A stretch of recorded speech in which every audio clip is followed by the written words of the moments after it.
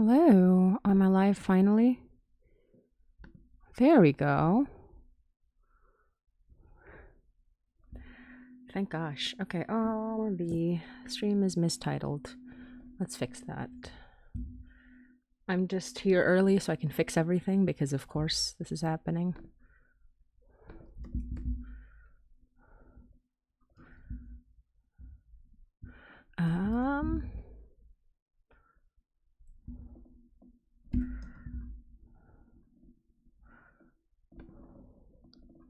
Hello, just chatting. Let me just quickly get all the information that I need. Ignore me, I'm just setting up stuff. I'll have to edit this out later. I know I could have done this offline, but I just wanted to make sure everything was working.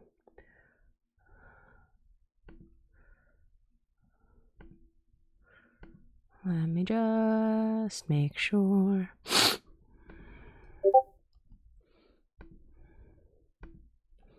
Everything is good.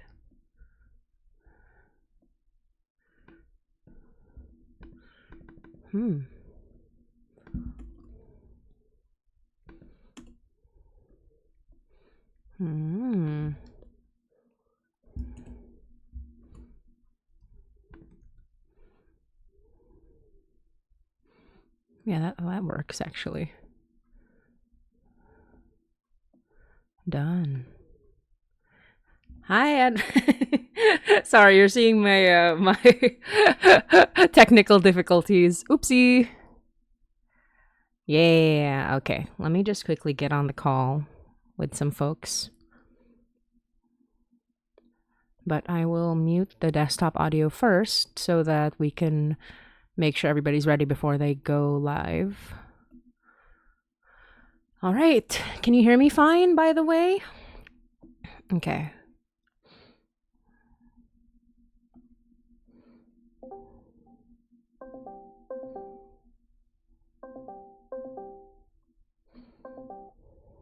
Hello.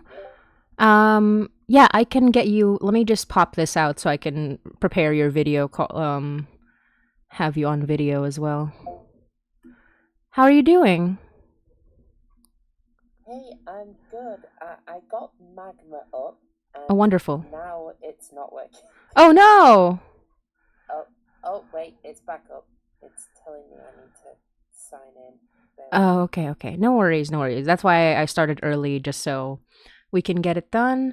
Also, yeah, let me silence my microphone as well. But I am I did the wise thing and went live on Twitch with just my webcam and nobody else because I wanted to make sure that Twitch was working because it never does generally. So I'm on right now. Hi, everybody. But they can't hear anybody else right now or see anybody else. Oh, right. Okay. Yeah. So I'm just here on. I'm here on Twitch live, but I'm not. But technically, the stream hasn't started yet. Technically, even though I'm already there. That is fair. Yeah. I've never actually streamed on Twitch, so I've been like guests on other people's streams. Oh, fair. Yeah. I've never actually done it. I just can't be asked. Yeah, it's so much. You look like I just looked at the dashboard and it's scary. I can only stream. That's the end of the sentence. I can't do anything else on Twitch, and even then, it's a bit of a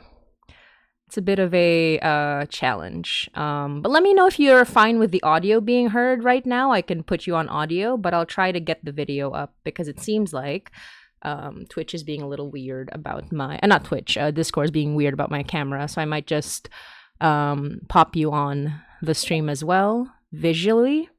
Whenever, I mean, the audience can watch me try and figure out what brand of Apple pencil I have. Yeah, there you go. That's how it goes. I can't remember what generation Apple pencil I have. I'm just gonna put second. There you go. Okay, I have you here. Let me full screen you. Let me pop you on. OBS is like really nice, but Yeah, I'm just answering some chats. Yeah, Edward, that's why I went live early so I could check that I made sure everything was okay. And apparently I didn't change the title of this stream. I did now though. I did now. I've changed it right now. It's 12, okay.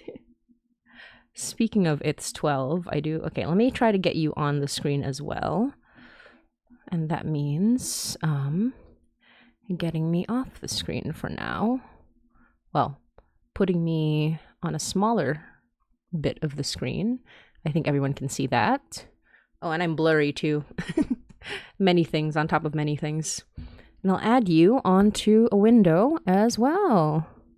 I like how I was like, we'll have a fun time, and then I made you all try to learn a new app immediately. I'm sorry about that, but I thought it would be fun. It's doodling. We have fun here. That's what happens on at 12 or 5 on a Monday. There we go. I think it's this one. There you are. Ooh, wonderful. Let me move you aside. Yeah. Oh wow, this. Oh no, it looks great. Okay, let me. Oh, look at you. You're right on top. Let me put you like that. There we go. And then I don't know what's the best way to show both of us because I think this is nice. I don't know. We have no. That's good. Is Anusia going to be using camera? I'm not sure. We'll see. But we're just waiting on Anusia because traffic. So gotta watch out for that. Let me see. Yeah. And is Anusia on the call? I don't believe so. Not yet. No. So we're just waiting for Anusia. Let me make sure that I'm not freezing your video as well. Discord has a problem with not Discord. Yeah, I think it actually is Discord. Has a problem with freezing videos when I'm not on them. So I want to make sure that it's okay. Yeah, that happened to me throughout the entirety of the Among Us stream we did. Oh no! Yeah, for Rusty Quill, yeah. So nobody could see my like Major League Gamer moment. Oh no! No, I killed Alex. I didn't kill Johnny. I killed Alex. Hell yeah! That was it. And Johnny discovered me. That's so awesome. That's so fun. Yeah, I love having Twitch streams. I'm hard to hear. Oh, are you hard to hear? Okay. Oh no, okay. I'm so sorry. I had the desktop audio off and now I realize that I keep doing this. I've just turned you on. Please speak so that they can hear you. Hello. Yes, I do have an issue when my microphone is quiet. So if this isn't good, much better apparently. Much better. I'm so sorry. I keep see. I don't have a technical mind. I'm like, oh, let's bring you on. I put your video on, and you were still muted on OBS's side. That's my bad. Oh, okay. Let me see. Ooh, I can actually. So behind us, I will show. That's gonna be our canvas. Right now, it's just looking like a white screen, but it'll be super fun once we start. I just want to make sure. Ooh, and also I just gotta crop your image as well. I'm just like saying everything out loud so everyone knows what I have to deal with. There's so much. There's so much to do. Thanks for the lovely message, Spiridiums. I hope I'm pronouncing that right. Thank you. Ooh. It's let me see what the message is. So awesome. Like working on Magnus has just been like so good. Yeah, it's so cool. I'm glad you're enjoying it. I am very jealous of you, but then I made you very jealous of me, so we balanced out. If you remember what I'm referring to. You'll have to jog my memory. No worries. It was Astaf Movie 15 deleted scenes. That was it. Yeah. That was it. Yes. Oh my gosh. It is. Did you voice? I voiced the chicken. Who? The chicken. That's the chicken. Yeah. I wanted to say, did you voice the chicken? But then if I was wrong, I'd sound like a complete weirdo. No, you'd be right. I give chicken vibes. No one has ever said this to me. But oh no, my alarm's going off. That alarm is for my estrogen. One sec. You'd believe it. I hear that. Yeah, right? Same problem over here. Relatable. Oh, if you don't mind me asking, Spiridiums, how far are you into it? Do you remember what episode you're up to? Ooh, I think that might be an issue. Let me go grab. Because there's some really heavy stuff towards the end of. Oh yeah, towards the my middle gosh. of season 2. I wonder if we should put a spoiler warning, because I don't know if I should discuss recent things that have happened in Magnus or not. But it is a Magnus talk, so I don't know. Well, it says here that they're still only in season 1, so I won't drop any I won't drop any. That's true. Yeah, we can't spoil things now. right now. No. If something comes up in the discussion, though, I apologize. Absolutely. Although you will be happy to know that out of all of the episodes that are released now, I don't have any scripts going beyond that, so I can't spoil anything that isn't already released. That's so fair. So that's how I've it goes. literally got no scripts past episode 50 because things are still happening. They've been working a lot on other stuff. The Magnus live show is this month. Oh my gosh, yeah. Early next month. So much is happening. And then so much are happening on the other shows as well. So it's like everything's happening at the same time. Yeah. Yeah. So it's like there's still stuff going on. And I'm not really sure how much of this I'm really supposed to say. That's fair. But I'm here to get you in trouble. No, I don't want to get you in trouble. I mean. No, but it's not a spoiler or anything. Basically, I'm understudying for the live show. So if anything goes wrong, they can shove me on the stage. But I'm not actually in it. That's not a secret. The cast is Shahan, Laurie, Sasha, Johnny, Alex. I think that might be it. That's so exciting. Oh my gosh. Okay, I think I've cropped you properly. Oh, there's a little bit of a black line right there. I've read the script. It's very good. Ooh. I think people will be very happy with it. Oh, that's so... I wish I could go. I was reading it and I was like, oh my God, what?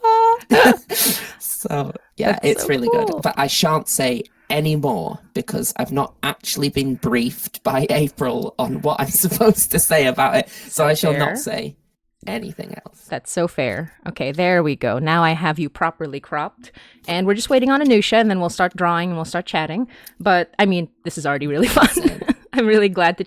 And, I mean, we've never actually, chatted properly. We've definitely talked online. We've definitely, engaged. I invited you to that April Fool's thing.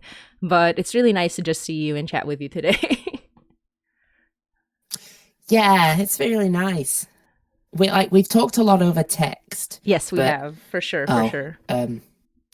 So I tried doing something funny there, but it didn't work. I no. wrote Anusia hurry up on the thing, but it's not actually showing up. No. Rip. Wait, let me. Where is it at? Let me try to. I think it's just. I put it in the top right because right? I wanted to not. Oh be no! covering Wait, it let up, me see but- why it's not showing up then. Oh wait, there it is. Yeah. Huh? Oh, there we are. Okay, it it was doing that thing where I didn't look at the window for long and it just didn't update. There we go. Anusia, where People are you? will now learn my handwriting is dreadful. It's I wonderful. mean, I tried putting an X there and it ended up being a lambda symbol. So I There you go. Let me see if I can say something. Oh, I here. can see your little cursor. Yeah. Oh, it's not drawing on anything though. Why is that? Do you maybe have white selected? Maybe. Or That an might be what it eraser? is. Uh-oh. No. It's just... Okay, Billie, my layer. Why are you not drawing now? Okay, maybe it's too small. Uh-oh, now I'm having issues. Why? Hello? That's really strange. Huh. We're off to a good start. I know, right? I love technology. It might, you were so right. It was in white. I thought I was looking at it the was. color. Oh, there you go. There you go. Okay, there. I'll just draw a little. There. So Anusia knows that it's very friendly and not threatening at all. Oh, nah. I am, for the record, I'm being very mean on purpose. Hell Anusia, yeah. you've let us all down, Anusia, and how dare I kid. No, because that's what that Anusia has to be. No, it's so funny. She plays such a quote unquote mean person, and then is very Oh sweet my in real goodness, life. I think she's here. Is she I here? heard the Discord boom Oh. noise. Anusia, you're very quiet. Yeah. Hello? Are you there? I think your mic might be low. I'm not sure. Can we see Anusia. you? What? Yeah. If you want to come on video, I'll just adjust the size of the window. But if you just want to be on audio, that's fine too. It's up to you. I know we're all experiencing some technical difficulties right now. I mean, I certainly am a lot. Anusia is the voice of Gwen, yes. And hi again, Edward. Good to see you. Hey, I did this stream for all the Europeans, and they're not here. Hey. Wait, let me make sure that everyone's here. Okay. Thankfully. I appear to have frozen on Oh no, I think it's just because I'm not looking on at the your... stream. There we go. I think you're back. I've- It's doing that thing. It's definitely Yeah, doing there that we are. thing. I love it when it that does was that. I was staring back at myself with like a frozen smile, and it was quite frankly terrifying. But yeah, I mean, this is going to be very casual, but if you want to chat about anything you want at all, we can definitely do that, especially because I realize that we have a lot of weird niche interests in common. I mean, I don't enjoy F1 as much as you do, but I used to be a big fan of Invader Zim, so. Oh yeah.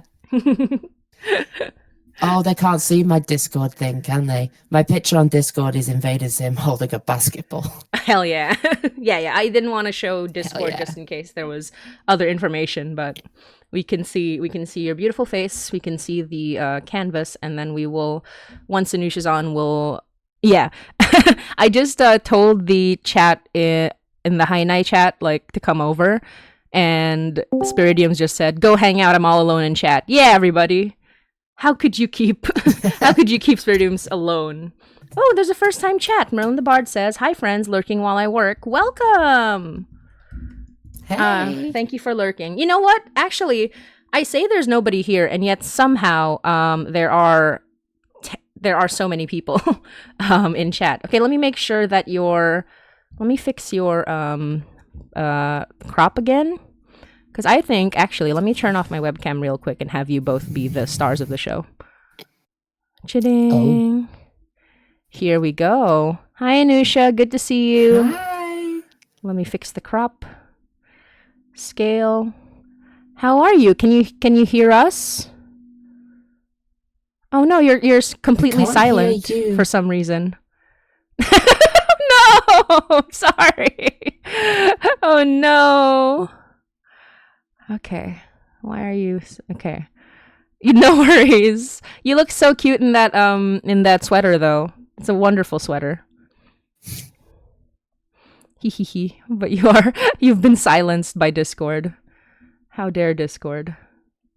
I don't know. There we go. There we are. Yippee! That is what happens, folks. Troubleshooting 101. When Discord decides that your headphones are going to be both your input and your output. Just for fun. You love that. You love to see it. Just for fun. You hook your microphone up. You're like, this is a Yeti. And it's like, no. They said no. Absolutely not. No thanks. Absolutely not. Hello. Hello. Okay. So we can actually start drawing the thing. Actually, the really funny prank that I've played on both of you is that once we start drawing, we don't need to see everybody's webcams. Because we can show... I mean, we can still have... Actually, we can. I can just shrink you both to a small amount, and then we can see the rest of the canvas. But it's up to you. We can also just have the canvas on screen and not us. It's up to you both. I am a very good planner, as you can probably tell. You legitimately are, though. That's why. That's why that's funny. I'm so sorry. I think having a little videos in the corner would be nice. Yeah, absolutely. Okay, I don't know. It just feels more personal when you can see someone as well as definitely. Okay, I'm just gonna try to shrink you both. I'm going to erase my mean message. I know. I saw that, Billy. There we go. I meant to. And I'll shrink mine. That was the point. Thank you for the jumper compliment, Motzi. Yeah, you look really sweet. It's every time I wear this jumper, someone says, "I love your jumper," and I don't know what it is. It's very cozy. It's got stripes. It's perfect for autumn. I sometimes joke that my sense of style, such as it is occasionally a child who has discovered stripes exist for the first time. That's a good sense of style, though. So many stripy clothes. Okay. Meanwhile, it's my hustle room jumper because it's so warm. Meanwhile, I'm being a shameless plug and I'm wearing Magnus Protocol merch. Ooh. Which I don't think is available at the moment. I apologize, but mine hasn't arrived yet. I'm still waiting on mine. Are we doing like photos when it arrives? Yeah. There were. It just says delayed. Oh no! So that's unfortunate. Eventually. Okay, I think we're all on screen. Right. Because there are three of us, it's a bit of an awkward amount of space that we're taking up, but it should be fine.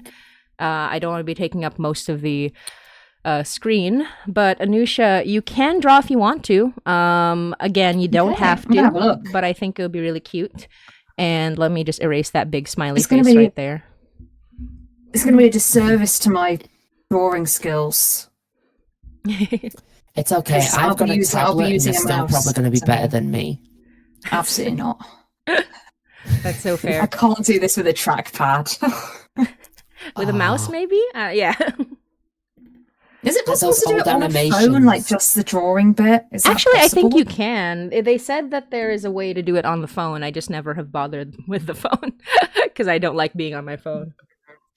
I'm going to, for the sake of the challenge, for the sake of the bit, I might try trackpad and see how it works. Okay, let's see. Okay, and I'm going to draw... The canvas is actually quite small on my screen. I just made the screen a little bigger, so I'm going to draw from far away, which is good for my eyes, I think. I just also want to make sure that I'm not freezing the entire stream. So I hope it looks good. Ooh, there's... Oh my gosh. Hello, Sabine. Hello... Merlin the Bard, hello Spiridium. So there are 10 people watching, but only 3 chatting, but that's okay. It makes me very happy to see everybody. And I will check the stream, the chat every so often, but for now I will just try to draw a little bit of something. So the reason that I've invited these lovely people here is I am fundraising for the official Hainai comic. It is called the Pinoy Monster Horror Anthology, and I could probably bring up a QR code or something, but you can just find it by searching Pinoy Monster Horror on Kickstarter. The link is way too long for me to just write it here, but I can write Kickstarter so people know where to go.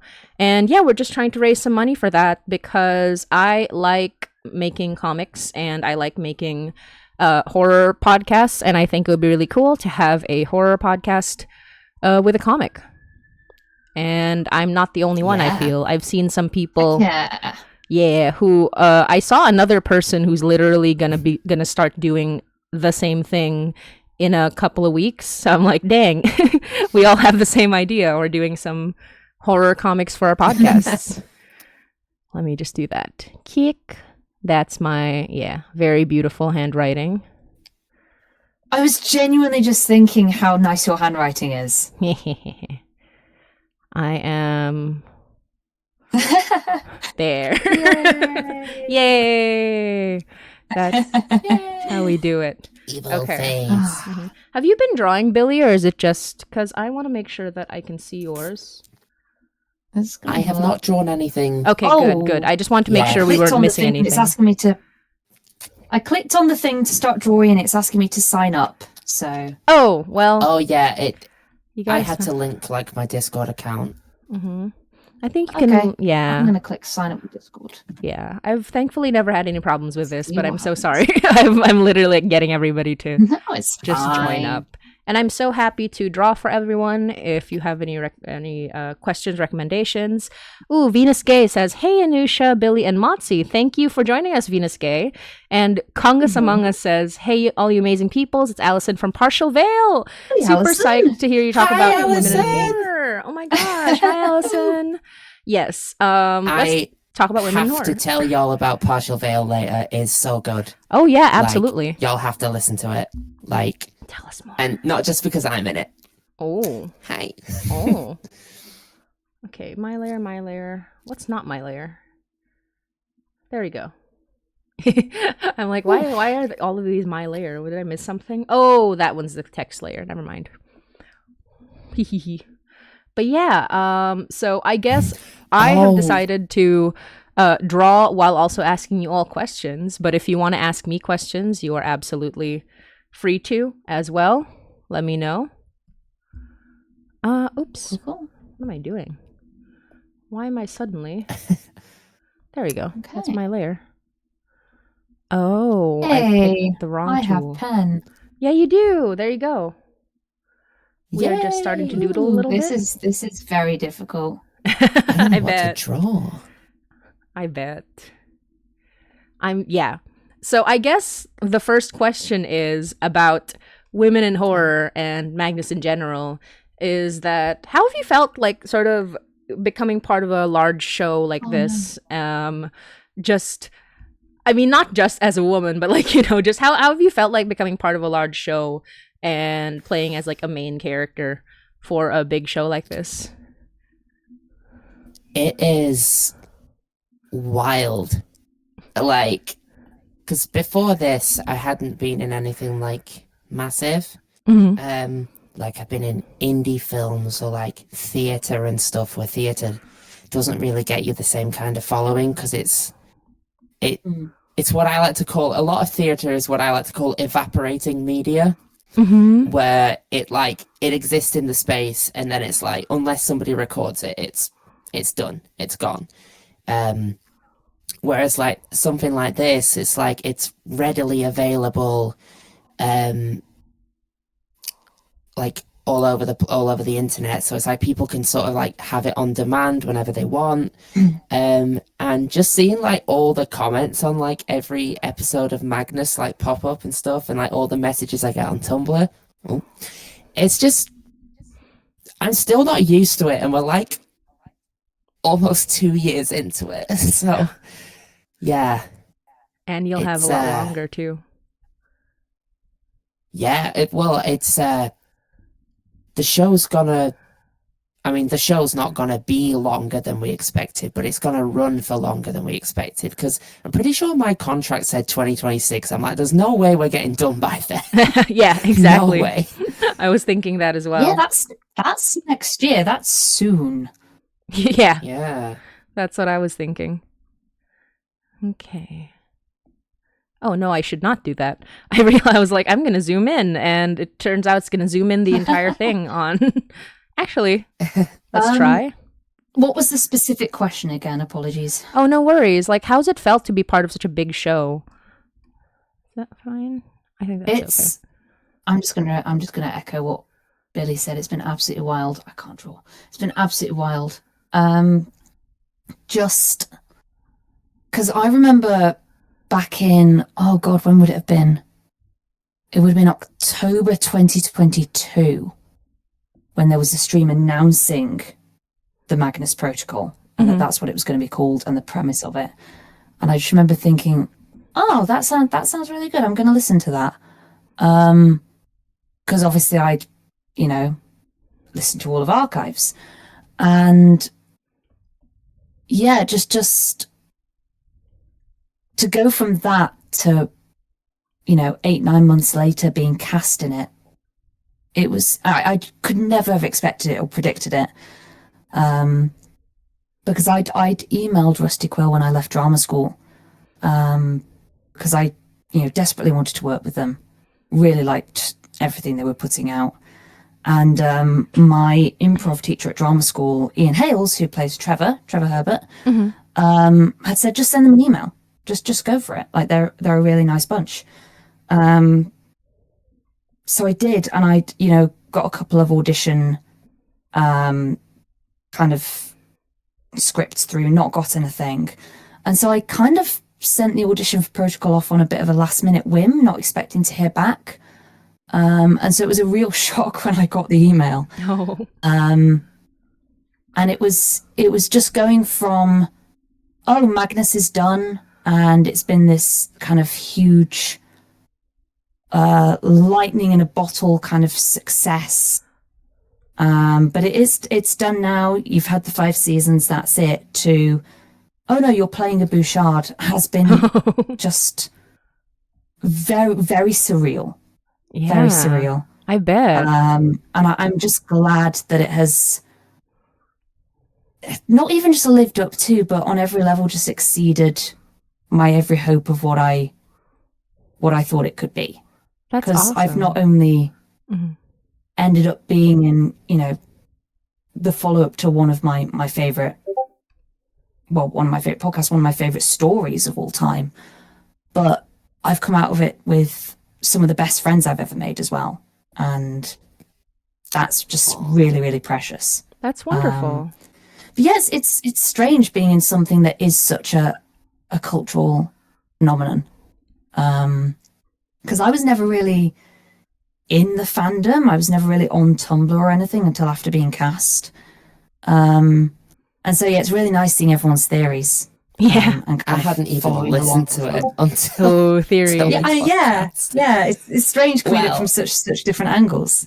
Yeah. I'd listened to like 10 episodes back in COVID, but then I got too depressed to carry on. Oh, no. Still, though, I still don't... Has Shahan finished it yet? I Because have if that no boy idea. hasn't, he's I have had no idea. 2 years now. I'm like... I really I don't should. know. Oh, that just Every glitched, time I ask sorry. him, he's like, oh yeah, I think I'm on episode 30. I'm like, he said that a year Gosh, ago. man. Yeah. It's, love that. Silly boy. Yeah, it's Yeah. a strange one because, like, it inspired me on so many levels. It made me realize I liked horror. It made me want to write horror. Made me want to go into voice acting. So it came along at just the right time as well, I think, for me personally. It was kind of November 2020, so kind of deep into the depths of lockdown.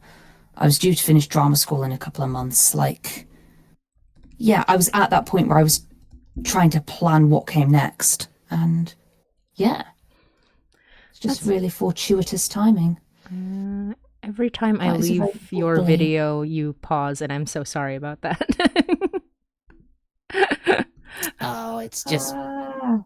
whatevs. I'm catching you at the best angles. But yeah, no, I mean, that feels very... I'm not part of the Magnus archives, or Magnus Protocol, but it feels very similar because we all came from having listened to it and liked it and, having been inspired by it. Yeah. Certainly, I have been very open about how Hainai, my show on the Rusty Quill Network, was directly inspired by Magnus Archives, even though it's a very, very different show as far as like all that. If you put the shows side by side, there's almost nothing about them that's similar except that they are horror podcasts and they sound similar because of the tape, the analog sound. Sometimes there's a tape recorder in there, et cetera. But it's really fun to like see where all our inspirations came from. And also, I think it's just really funny that we have just sort of all stumbled our way. And part of it is just, having the audacity, like for a lot of people asking, like a lot of people asking, how did you get into this? How'd you get into that? And it's just like, do it, Oh, do you need help with something, Anusia? I can't do this with my mouse. Oh, I'm no. doing terribly. That's okay. I can't even do it with my pen. You're okay. That's okay. Oh, partial veil. That's so cute. I'm happy to do. It was meant to be a mushroom. You know what's really funny, actually? The announcement It for the is a- stream came with a mushroom because we had a preview for another High Night episode that's a bonus episode that is about mushrooms. Ooh. And so the mushroom theme is very relevant this week. Hee. Nice. Shrooms. Yeah, just all the Why are you shrooms. not changing colour? I What love is mushroom going on? horror. But yeah, it's just like we're all inspired by Magnus Archives and kind of just like stumble our way into some sort of connection with it, which I find really fun. Yeah. And I think people will benefit from learning that sometimes you just got to do something and it will turn out 100%. shockingly well, at least 50% of the time, which is a lot actually. If you, I mean, leading on from that, so I started out as a fandom voice actor. Mhm. I used to do like a lot of stuff in the Ed's World fandom because I could do impressions of like all the guys in it. Yeah. So that's literally where I got started. And I would obviously do those for free and everything. And then the fandom liked the impressions, so I got like a bit of a following on TikTok and YouTube. And then obviously I started to move towards being more femme again, so I moved away from stuff. But April was telling me that she literally first saw my content on TikTok because of these impressions that I used to do, That's wild. which I think led to her contacting my agent, which got inviting me to audition, and What happened? yeah, the rest is history. So it's like no starting point is too small a starting point. And like a lot of the time, if you do start, like obviously know your worth, but if you do like some free stuff, some fandom stuff to start off with, it's actually a great way of getting your foot in the door, especially nowadays with the internet and stuff. Yeah, exactly. I think a lot of us know ProZD, Sungwon Cho, who is a very prolific professional voice actor who started with just online impressions and doing commissions on Tumblr, like voice commissions on Tumblr. So it's like got to start somewhere. And in this age, especially with now millennials and Gen Xers, millennials, and Gen Zs hiring, it's as good a way as any to get a job at this point. Yeah. Yeah. Yeah. Like obviously you still got to have some level of professional sense, but a lot of our, just having the, not being afraid to do something that makes you happy. That's often how people find you. And that's how opportunities find you when you aren't scared to just start with something. So I find that really fun. That's one of the key sorry. things we were taught at drama school as well. Sorry, I was just saying one of the key things we were taught at drama school was you have to be able to make your own work. Yeah. You have to be able to go out and devise stuff, and it's as much about knowing how to survive in the industry through doing that as it is about finding existing work. Yeah. And so that is something that was kind of on my course in particular that was focused on from the very beginning. The first piece that I did on my MA course at drama school was a devised theatre piece that we all came up with as a group. And I think that is something that I've really carried forward, is it is about not just making the best of the opportunities that come your way, but trying to create them as well as best you can. Yeah. Get talking to people. Networking isn't just about, that very kind of corporate stereotype of getting into a room and, advertising and, doing small talk. It is just about making friends and wanting to create stuff with people. Yeah. So don't be afraid to do that, because so much of the time, if you think someone's really cool and doing really interesting stuff, you never know if they're thinking the same thing about you. Yeah. So it's always worth giving it a go. Exactly. And here's a good example, and this is kind of not really a spoiler because I really gotta once I am we hopefully get to the goal for this Kickstarter. It is the next thing that's going to be my main focus, and Anusia, you would know. Basically, so and I don't know if you know Billie, but I've posted about it slightly on some channels, but I have had Anusia and a bunch of other people working on a new horror podcast coming soon to Rusty Quill. Okay. Ooh. Yes, and one of the exciting things about that Very is that excited it's next. yes. So one of the things is in relation to having the audacity to do things. I straight up just messaged a certain somebody who I thought would never get back to me, would be like, okay, this guy is way too big for this. I'm gonna, I'm just gonna try though. And he did, and we got him. And have any? Billie, have you ever heard of Disco Elysium? That's the sentence, isn't it? Yeah. It's I've not played the game, but I have it. It's on my to-do list. But my sibling played it, and they said it's like really cool. And I know it's like got really good reviews. Yes, so it was BAFTA award winning too, I believe, 2019, I think. But yeah, so Disco Elysium, and Anusia just played it too, so she's extra excited. Like I already cast her before she played it, and then she was like, oh, but basically, the narrator in Disco Elysium is quite well known for his voice. He has a very like deep rumbling voice. And he's an amazing narrator, and I asked him if he wanted to play the main character of the next horror podcast that I'm writing. And and so we have him as one of the main characters, and Anusia is going to be one of the other main characters for this new horror podcast. So that is so cool. Yes, it's great. It's so great. Yeah, and I'm seeing some people. Hi, Poya, welcome. Thank you for coming. Thank you, everybody, for jumping in. Oh, Venus said, bruh, why? Was it from the announcement or something else? But yeah, so we've got the narrator from Disco Elysium as our main guy for this show.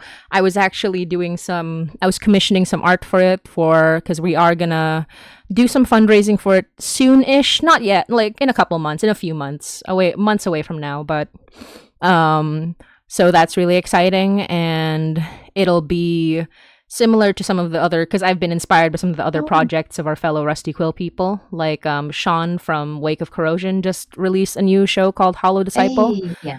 So I want to do what they were doing, and our friends at Redacted as well. Redacted just did a Kickstarter that did really well, so you were just mentioning all podcasts that either Billie or myself or both of us are in. Exactly. Yeah. Redacted. Hell yeah. This is advertising. We're both in Redacted, and I'm in Hollow Disciple very briefly. Exactly. I'm also in Hollow Disciple and Redacted, so that's why we're all here. It's such a small world. It really is. It really is. Everyone likes get, working each other. Sorry, go ahead. Yeah. I just I've had quite a few people pop up, and it's like me and Shahan are in Goblins. Mm-hmm. It's been made by the Merediths. Hey, amazing. Nice. That was so fun to record for. I can't say who I'm playing yet though, but it was very fun. Are you a goblin? Are you? Not technically a goblin, no. I'm a different kind of creature. I'm not human, that's for sure. Ooh. Take that out of context. Ooh. one of the kindly folk, one of the Harley Tries just asked a question, which is on the topic of having audacity, do you need writers? That's a good. Unfortunately, I am the writer, so that particular thing is not open right now. But that's I highly encourage shooting your shot, and I'm very glad that you asked. I am the writer for that one. So it's only 10 episodes because one of the upside of getting somebody very big is that, wow, it's really exciting for a lot of people. The downside is we have a budget, and the budget is limited, so it's a 10 episode limited series. But yeah, that's about as much as I can say so far.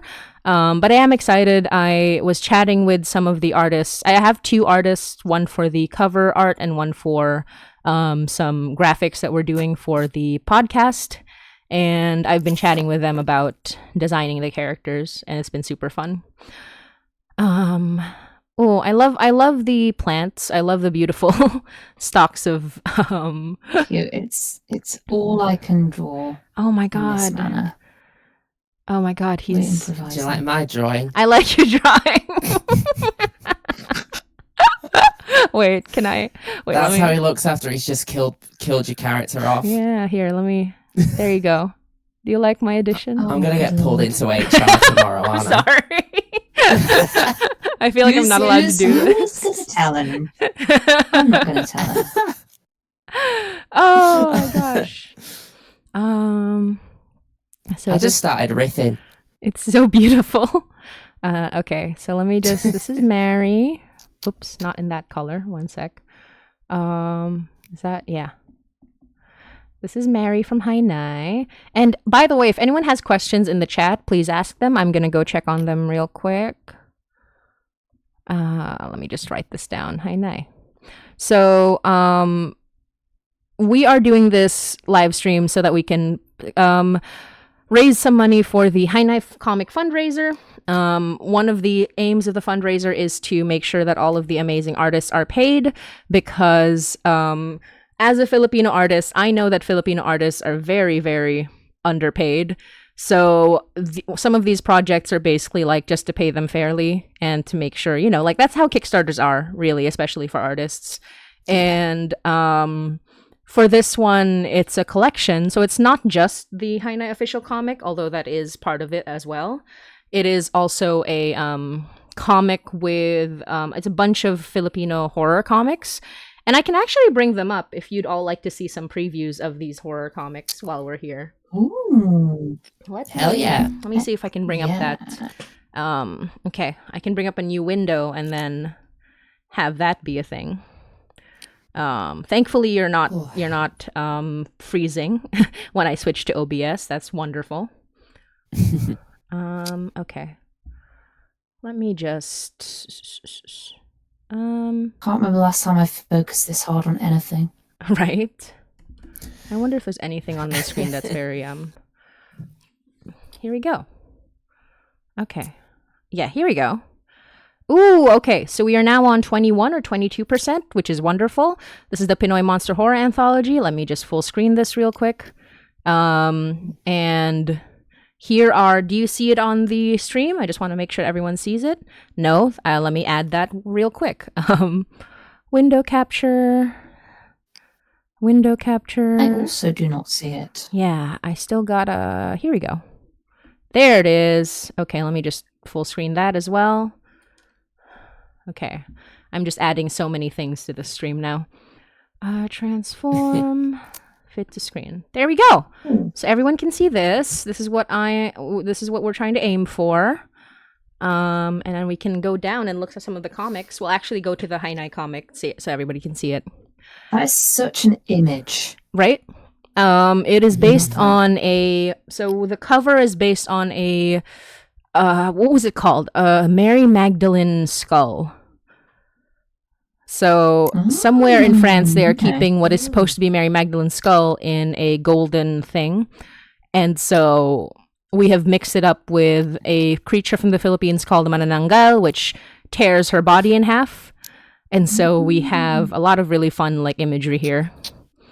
And so we've got quite a few comics. I might show off more in other streams, but let me actually do a smooth. So as you can see, we've got some really amazing comic art here.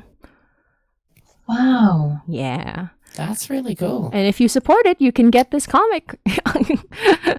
There's digital and there's physical. And then here's the Hainai comic. So this one's about younger Mary, our main character, wandering the forest, meeting a kind of terrifying creature that is also shockingly really beautiful. So there she is. She's basically an encanto or a sort of fairy, but Mary's like, uh-oh, I know what this is, and is immediately like, maybe not. And this fairy decides, oh, if this isn't your thing, I can always put on a different face.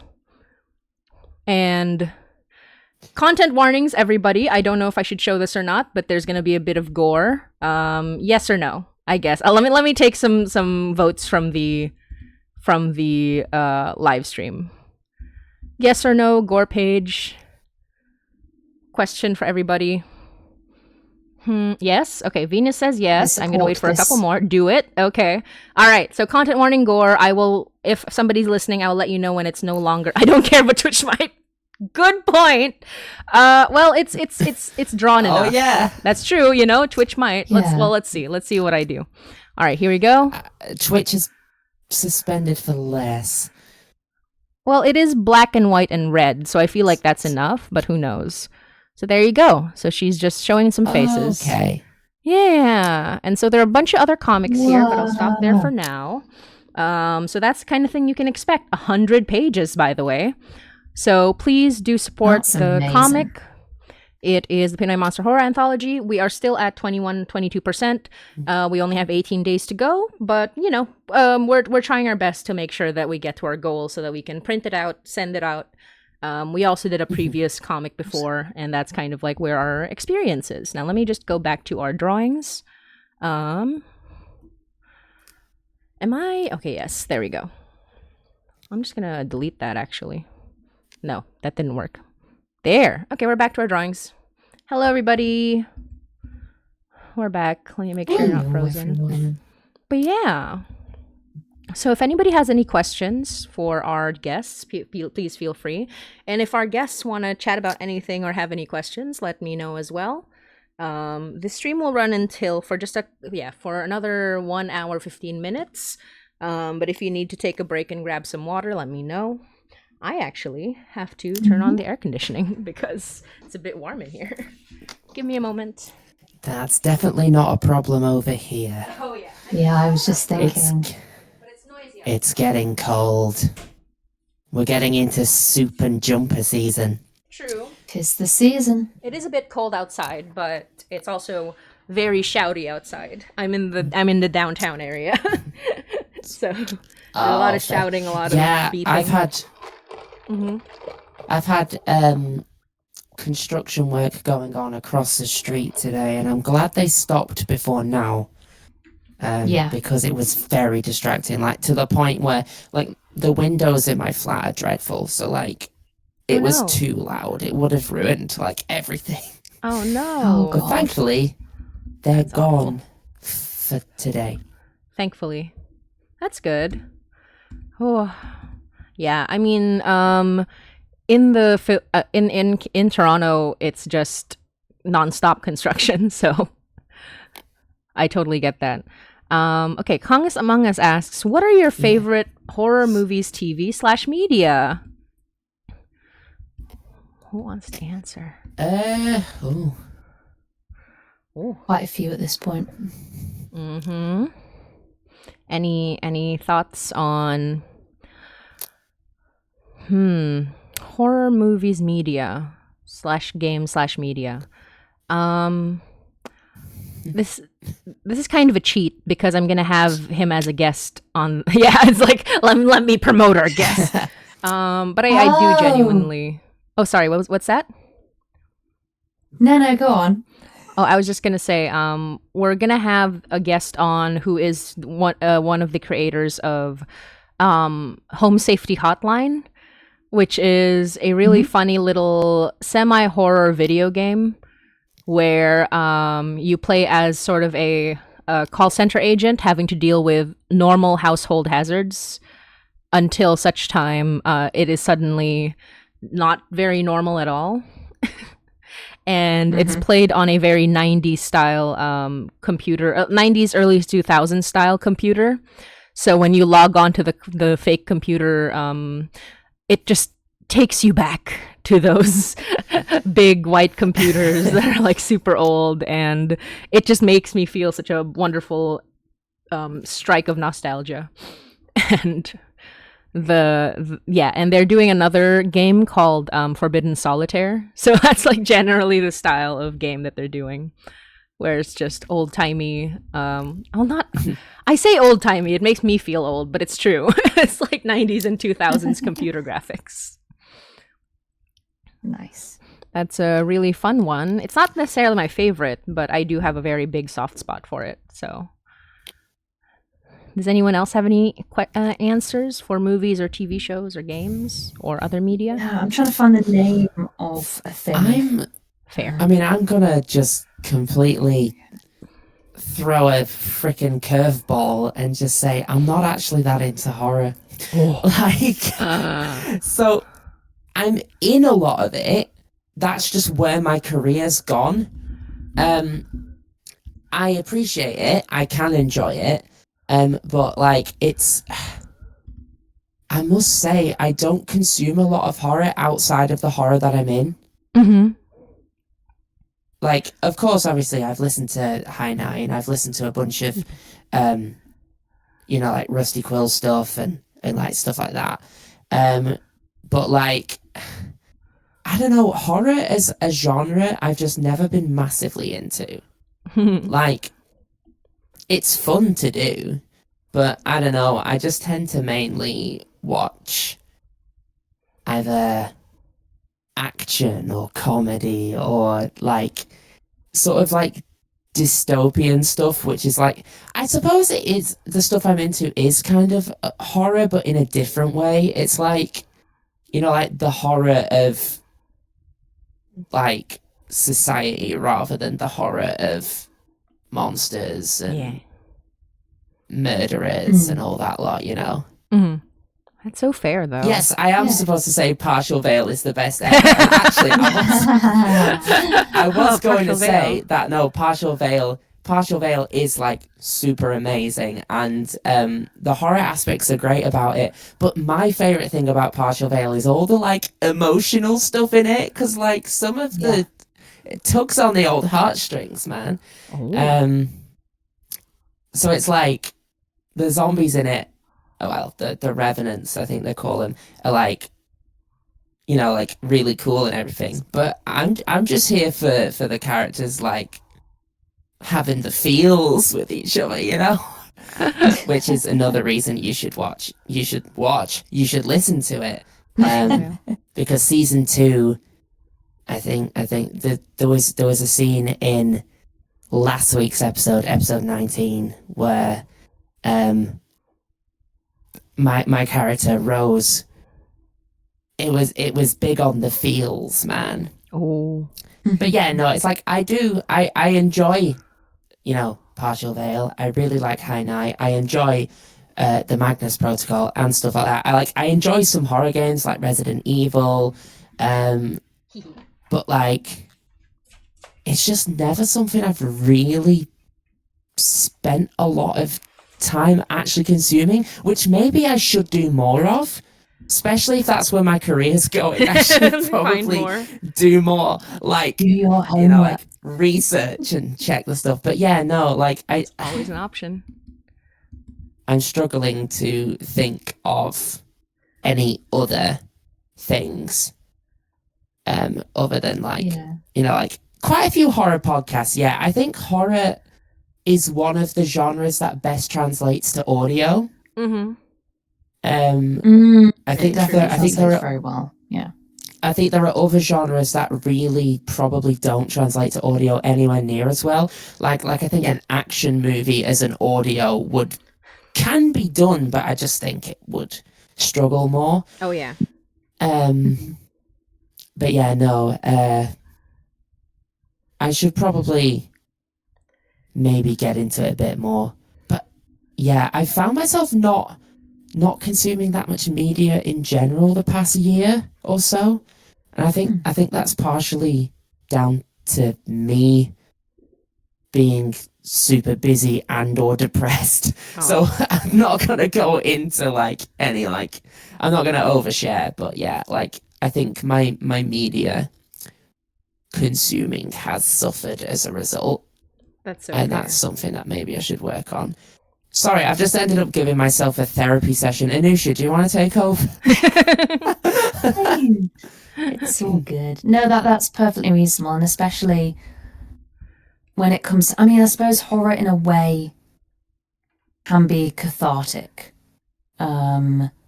When you are, you know, feeling down or depressed or anxious, there's something, I don't know whether it's the kind of the Schadenfreude aspect of it, but there's something about being like, oh yeah, at least I'll never be in this situation. With a lot of supernatural horror, I think, that can be, but it varies from person to person, I guess. And for some people, especially with some episodes of Magnus, I can imagine how it would certainly not make anyone feel better. No offense to Johnny, of course. Johnny as doesn't want to make people feel better. He writes the horror so well. Johnny wants to make I people think feel so, worse. no, in terms- Sorry. I think you sometimes make people feel worse, you need Jonathan. the media that makes you feel, you know, like episode 39 of Magnus Protocol. Oh my gosh, that was some depressing stuff. yeah, I remember. Yeah. If I'm thinking of the right episode, Yeah. but yeah. There's Yeah, it was the Sad Alice episode. Sad Alice. Yeah. No, my favorite character. The Sorry. Sad Alice No. episode. Actually, both of you are my favorite characters. Yeah, in so- terms of, both. in Gwen terms and of Alice. horror media, I enjoy. Gwen sucks. Yeah, Sorry. exactly. That's why she's my favorite character. It's the reason. I feel like I'm still playing catch up when it comes to horror media because I am such a recent convert to it. There was one point where my best friend and I watched. We had a back-to-back movie night of me watching The Thing and Alien for the first time. Oh, those are good. And that was quite something. I love both of those films. I like a lot of Jordan Peele's stuff. Mm-hmm. In terms of TV, I like Mike Flanagan's adaptations. Yes. I'm going to be leaving stuff out here, I'm sure. But in terms of games, I was recently introduced to someone I know was playing through Alan Wake 2. And I'm very intrigued by that as a story. Stuff like Excavation of Hobbs Barrow is Ooh. very good. Slay the Princess as well, if we can count Slay the Princess as horror Princess! adjacent. Love that. I think, yeah, there's horror within it. Lots. What else? Dracula. I can't not mention Dracula. Hee. Oh, Dracula. I've fallen in love with Dracula quite a lot. Yeah. It's so much funnier than people like ever told me that it would be as a novel. Very true. Very true. Dracula 2004 has started coming out, which is very, very exciting. Very exciting. Yeah. Which is the adaptation that I'm playing, in which I'm playing Lucy Westenra. Yeah. But yeah, what other horror is there? I can't not mention Malevolent as well. Oh yeah. Oh yeah. And what are the main ones? Malevolent, Do You Copy, Ethics Town are some of the others, and Magnus, obviously. But yeah, I still feel like I'm figuring out exactly the different kinds of horror I enjoy. Which means it still feels like a very rewarding genre to explore because there's so much. There are so many different kinds of horror. Absolutely. I'm also in I'm recording for an actual play at the moment, Ooh. which is kind of very Victorian Gothic horror. And our GM knows the exact right things to say to make me angry or to freak me out or to make me cry every single time. And I'm very, very excited for that to come out. It will be coming out on Halloween. It's called Lanterns of London. Ooh. And yeah, that's just been a joy in terms of discovering what pushes my buttons in terms of horror tropes. And yeah, Yeah. it's, I love a lot good of fun Victorian still horror. exploring. Yeah. That's so cool. For me, But yeah, when there's so many different kinds of horror. yeah, right. For me, when people ask me, a lot of the stuff that I know is very non-traditional. I've never read Dracula, but certainly I really like Victorian horror. It has a very different vibe to it. I love all of the things that come with it. But a lot of my horror that I came up with and I think is reflected in my work is very much Filipino horror, which is why, obviously I'm doing a comic about it and the Pinoy Monster Horror Anthology. But that gives you an idea or a sense of the kind of horror that I grew up with, which is a lot of like folk monster horror with monsters that are extremely, like, I would say traumatizing, but honestly, kids in the Philippines just love that, eat that stuff up. You know what I mean? It's like I showed you the monster that tears itself in half, and people are just like, "That is awesome. We love that." There's a kids movie with that. There's like a kids animated film where one of the characters is just the friendliest creature you've ever seen, but she's literally half a person, and they have somehow been able to make that kid friendly. I need to bring her up. It is the funniest thing. It is the silliest thing you'll ever see. It's let me actually, I can bring it up right now. What was it called? It was called but we a lot of the monster stories in the Philippines are super fun. There we go. That's what it's called. And there's also a Sorry, go on. No, you first. I'm just bringing up the photo. I really like first of all, I really like horror theatre. Oh, I messed up my leaf. I really like horror theatre. Nothing to do with the fact that I write a lot of it, but I also really like horror and just kind of media generally that is both immersive and kind of isn't afraid to span kind of, I'm going to stop drawing because I can't do both. Isn't afraid to have kind of its feet in different camps when it comes to how the horror is being portrayed or how the audience is interacting with what's going on. So stuff like there's I can't think what the specific type of media is called, but it's kind of almost a found footage YouTube series called Vermis Malum that I was introduced to. And it basically depicts the main character finding this retro video game, and it's showing him playing it, so we see him playing it through his eyes and gradually start to pick up on all the creepy things that are strange about him playing this game and what it might be doing. And it's just so immersive with the way it's presented. And so I love stuff like that. And I also went to see the Inside Number 9 live show recently because I really love Inside Number 9. And there are a lot of ghostly and horrific elements to that.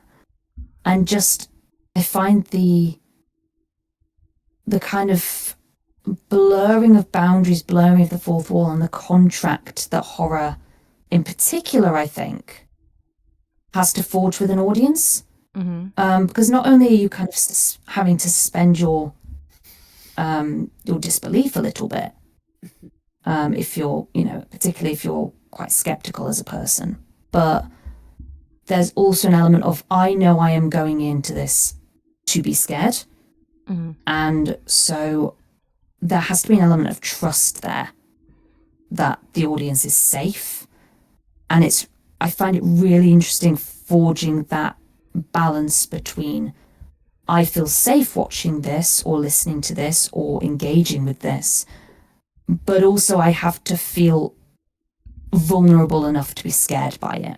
And I think that's one of the things I really love about horror in particular, but also about anything interactive, whether it's online or theatre.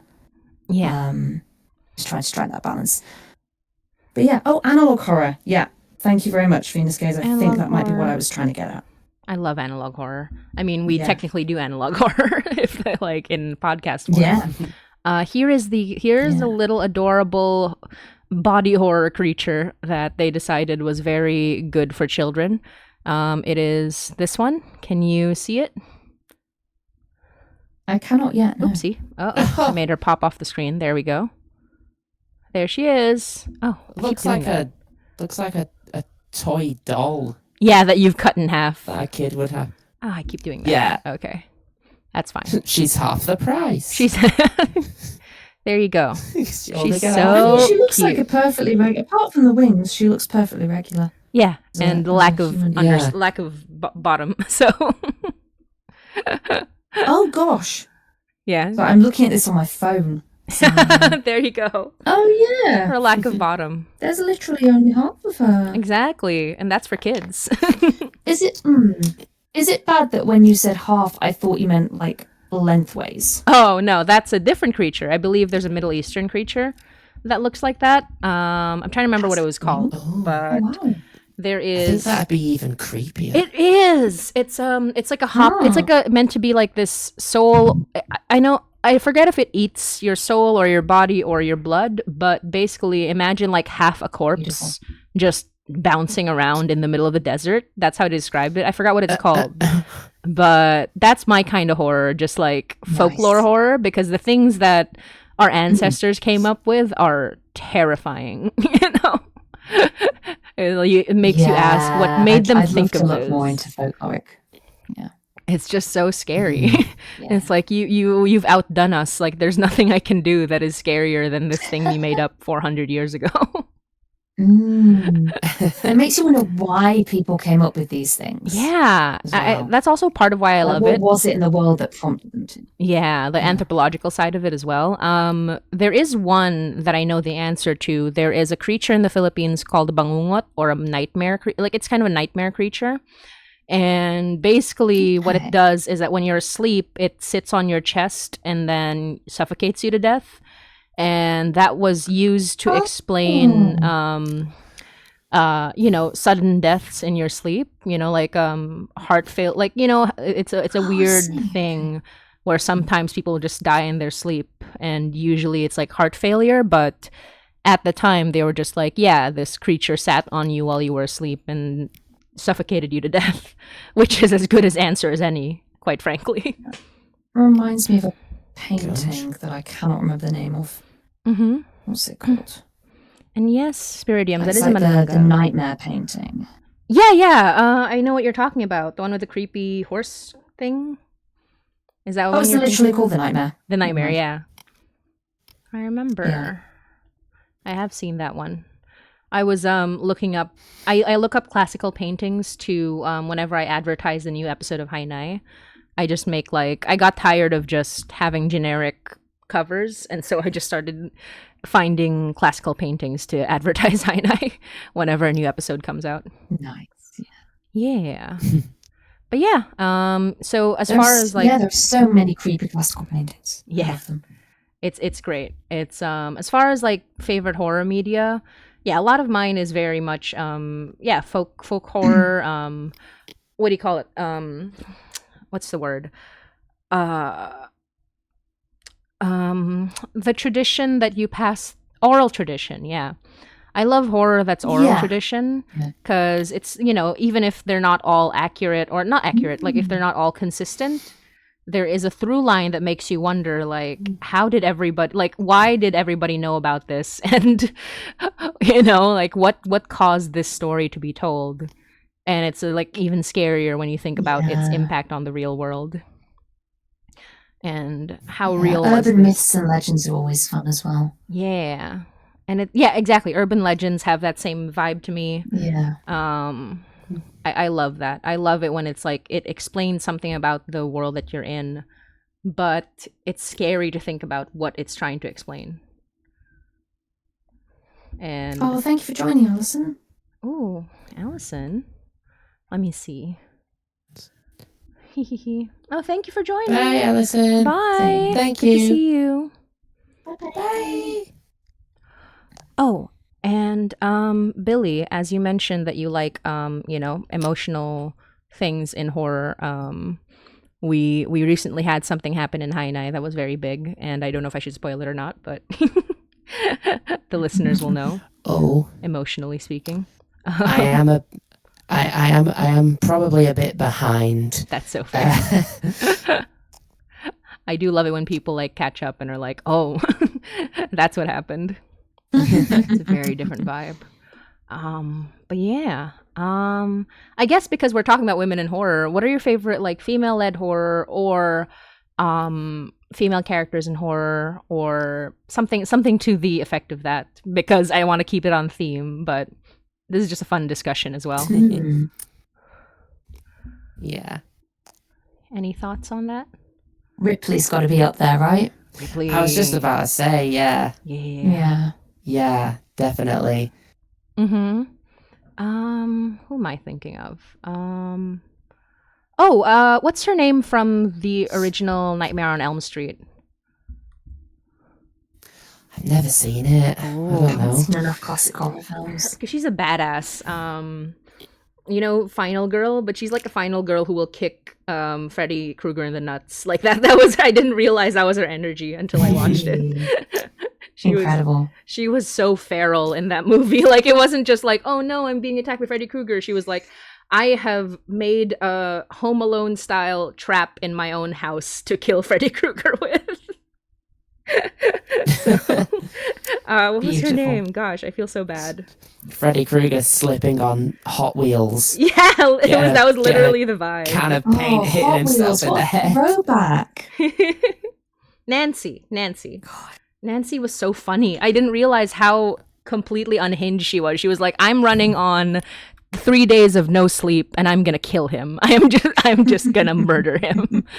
Her entire plan was, I'm gonna bring him into the real world so I can slaughter him. And honestly, good for her. That is so fair. What a badass. Yeah. Good for her. Yeah, it was such a good. And then like I watched the second one recently, that many people don't like, but then other people have said is very gay. And I watched it and I didn't realize when they said very gay, they really meant it. They weren't just, for the time. They really, like, even for now, it is gayer than a lot of movies that have come out now. And I am shocked by this. I was expecting Joel Schumacher style gay, where it's like, it's not actually gay, but it's camp. But it is camp. It has actual gay characters in it. And it is just gay by homoerotic undertones. And I was shocked by that. It is one of the gayest movies I've ever seen, period. And I did not expect that going in at all. But I sorry. need to watch more gay movies. Really, yes, exactly. And yeah. I need to watch more movies in general. Same. I've barely seen Honestly. anything. I'm trying to When think people say, of, have you seen this? Like, no. No, not Trying to really. think of more like women in horror. Because considering this is the discussion, I probably should have done some research. No, it's okay. I mean, you're women in horror, but like, it doesn't even just have to be movies. It can be anything, really. Yeah. I think I'm a big fan of. So I think this speaks to my particular variety of horror quite well, or at least one especially kind of one particular trope, I suppose. I love Daphne du Maurier. I love Shirley Jackson.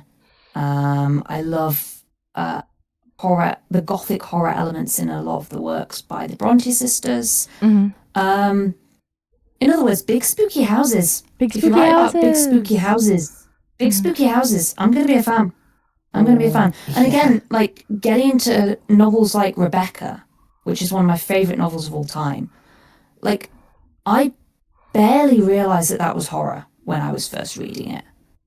And now looking back, I'm just going, oh, of course, it's pure gothic.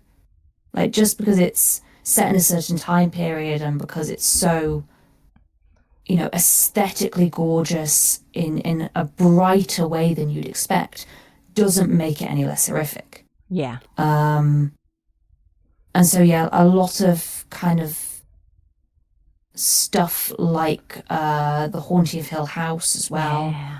Oh, I like it when places are characters. Oh yeah. And are really helping to build the horror in their own right. And I think, just purely from the ones I've listed, like there are a lot of that's a thing that female horror writers seem to, use a lot. Not only female horror writers, but it does seem to be a common theme in the works by female horror writers that I enjoy. Mm-hmm. And that is something I find really interesting. Yeah. On a lot of the things I like are also collaborative. So it's not simply a case of female horror writer or male horror writer. It's, for instance, Westworld,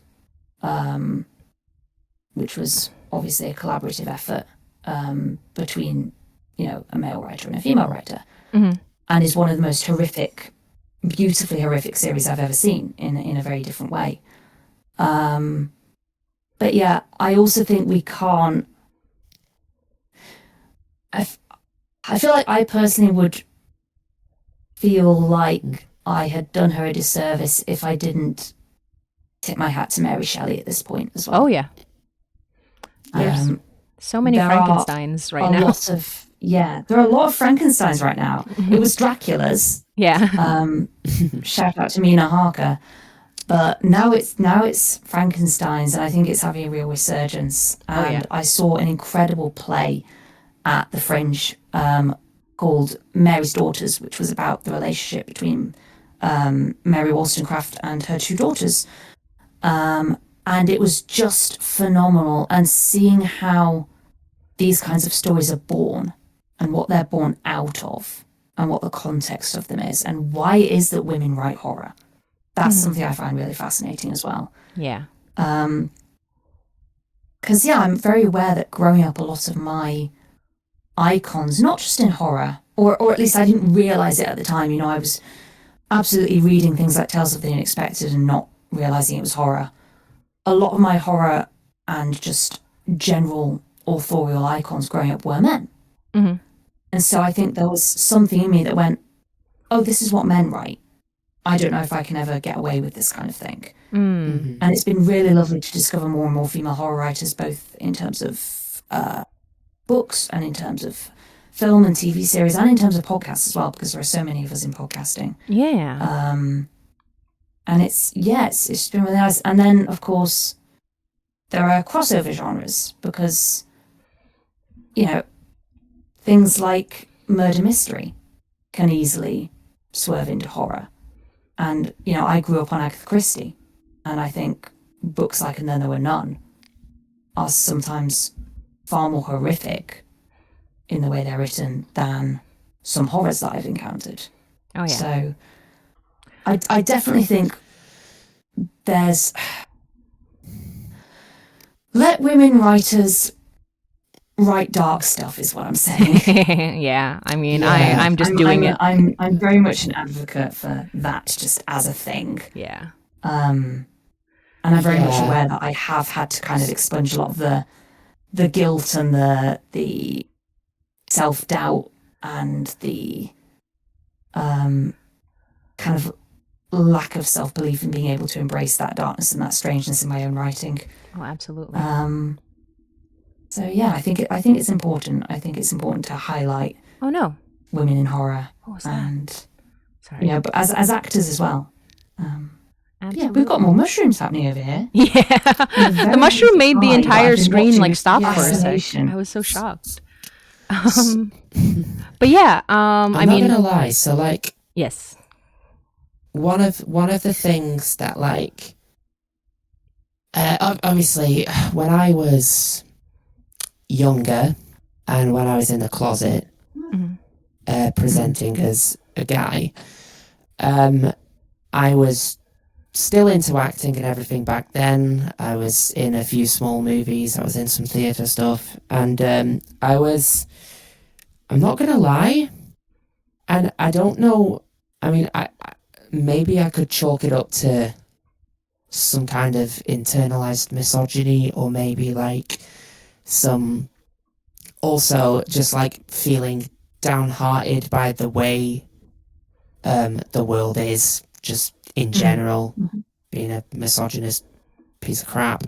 One of the things that literally scared me about coming out was I was worried that it would ruin my career. Which it hasn't. It's had the complete opposite effect, but which is great. But I often thought to myself, whether subconsciously or outright, I often thought to myself going like, oh, well, there's just better roles for men. Because in a lot of cases there's more roles, especially back then as well. It was like there was more roles for men. The male roles were better written, they were more three-dimensional, they got the more screen time, they were more badass, just all that sort of shit. Yeah. A And more strong female character meant and hit things well instead Yeah. of actually being well-developed characters. Exactly. yeah, and that was literally something that stopped, like, delayed me. And maybe I was largely, I mean, obviously I was largely incorrect about the effect it would have on me personally. But, just in general, yeah, I think, of course, there is an issue. I think the film industry especially, there's a massive misogyny problem. And that scared me, and I actually thought to myself, like, oh, I wouldn't be able to get a good role in, like, an action film or a horror. Well, clearly that was a load of crap, but, just like, Yeah. it's just let women spread their wings, especially in, like, these sort of gritty, dark, horrible sort of arenas.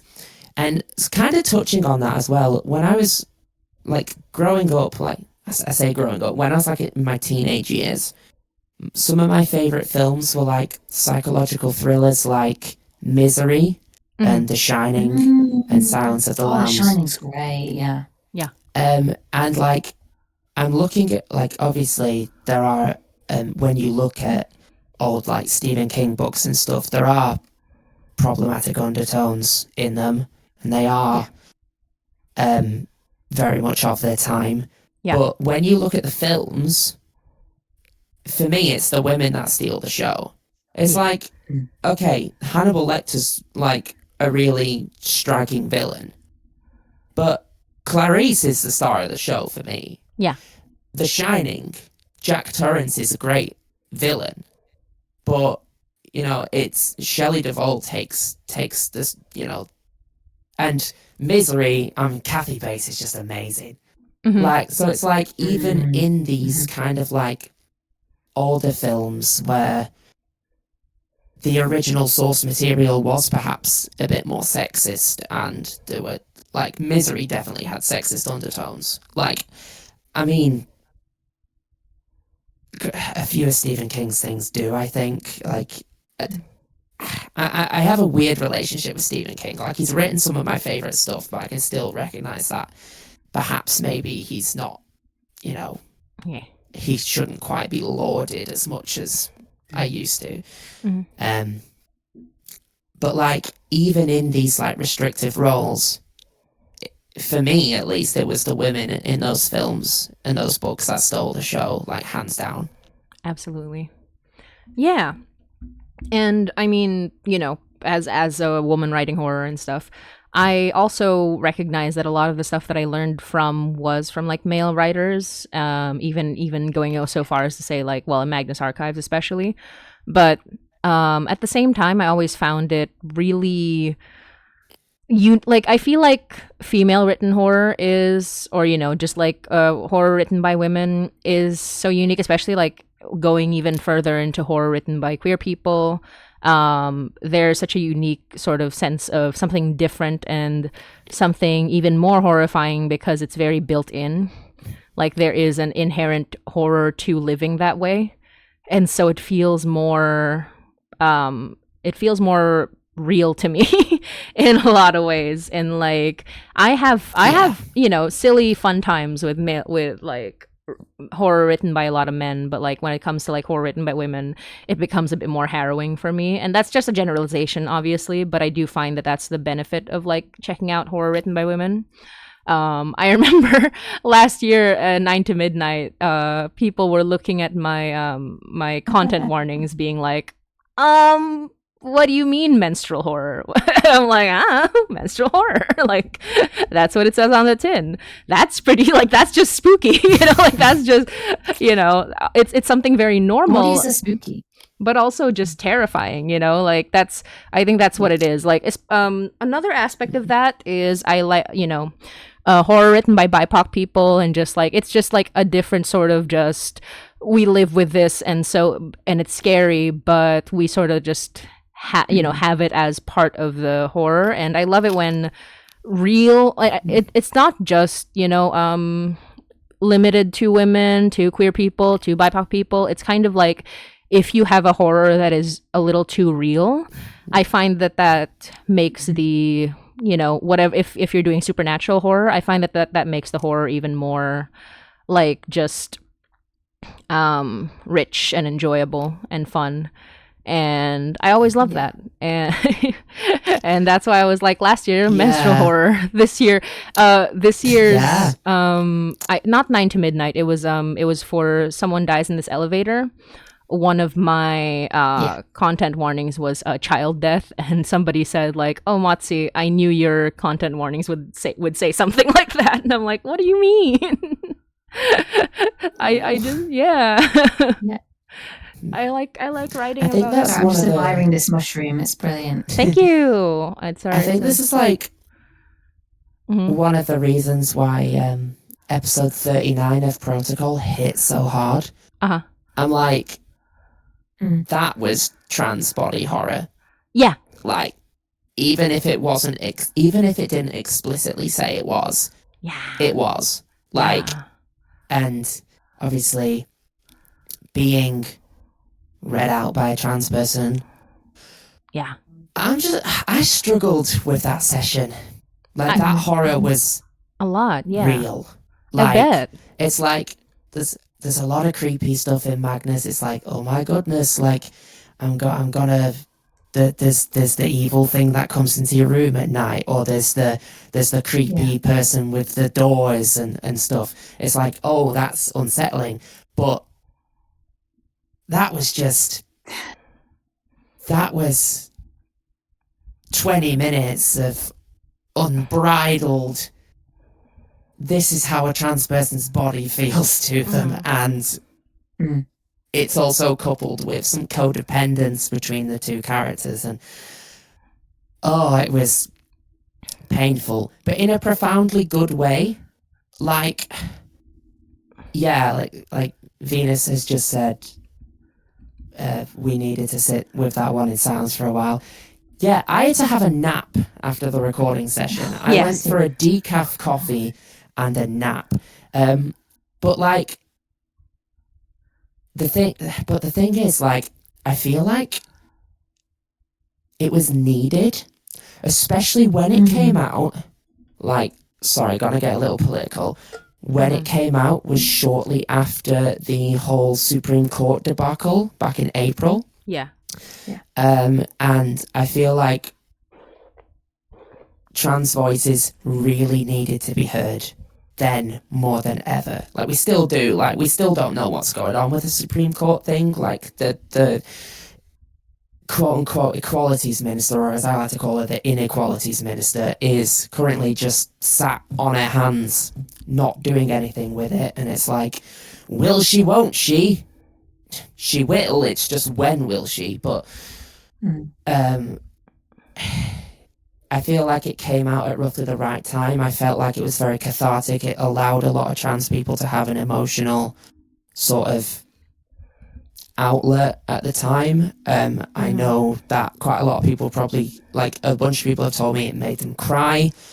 It made them feel sad more than scared, I would say. But like, kind of like a cathartic sadness. And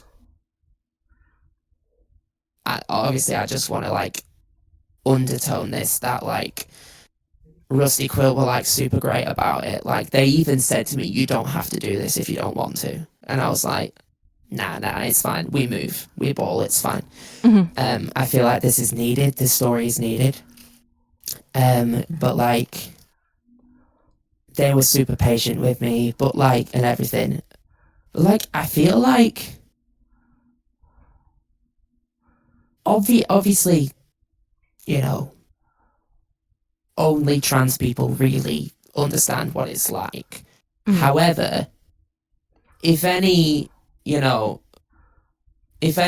gonna come close to that, it's Johnny Sims and Alex Newell. Like, they've written it so well. It was like like I actually was like, oh my god, this was written by them. I thought this was like outsourced to a trans person because it was written so well, which I like really liked about that. Yeah, they do. They truly get it.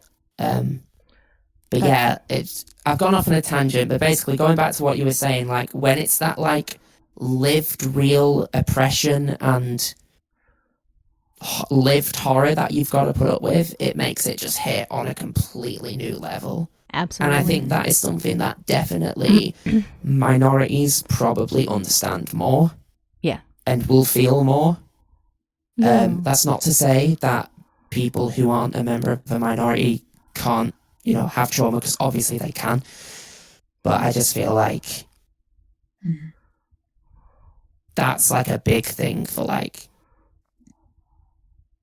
like minorities. It's just, it can just hit on a completely different level. Absolutely. Yeah. Yeah. I'm going around in circles, but yeah, it was like, it gave me shakes. I was like, You gotta love, yeah.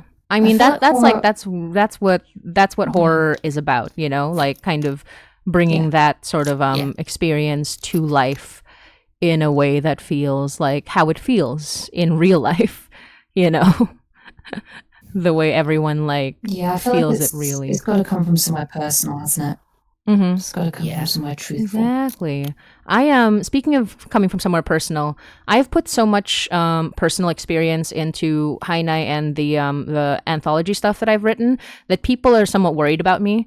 And I'm just like, no, it's fine. It's fine. There was one episode where there was this guy who his greatest fear, because one of the things is that people's fears manifest when they're about to die in Hainai. Like that's how they get you, kind of.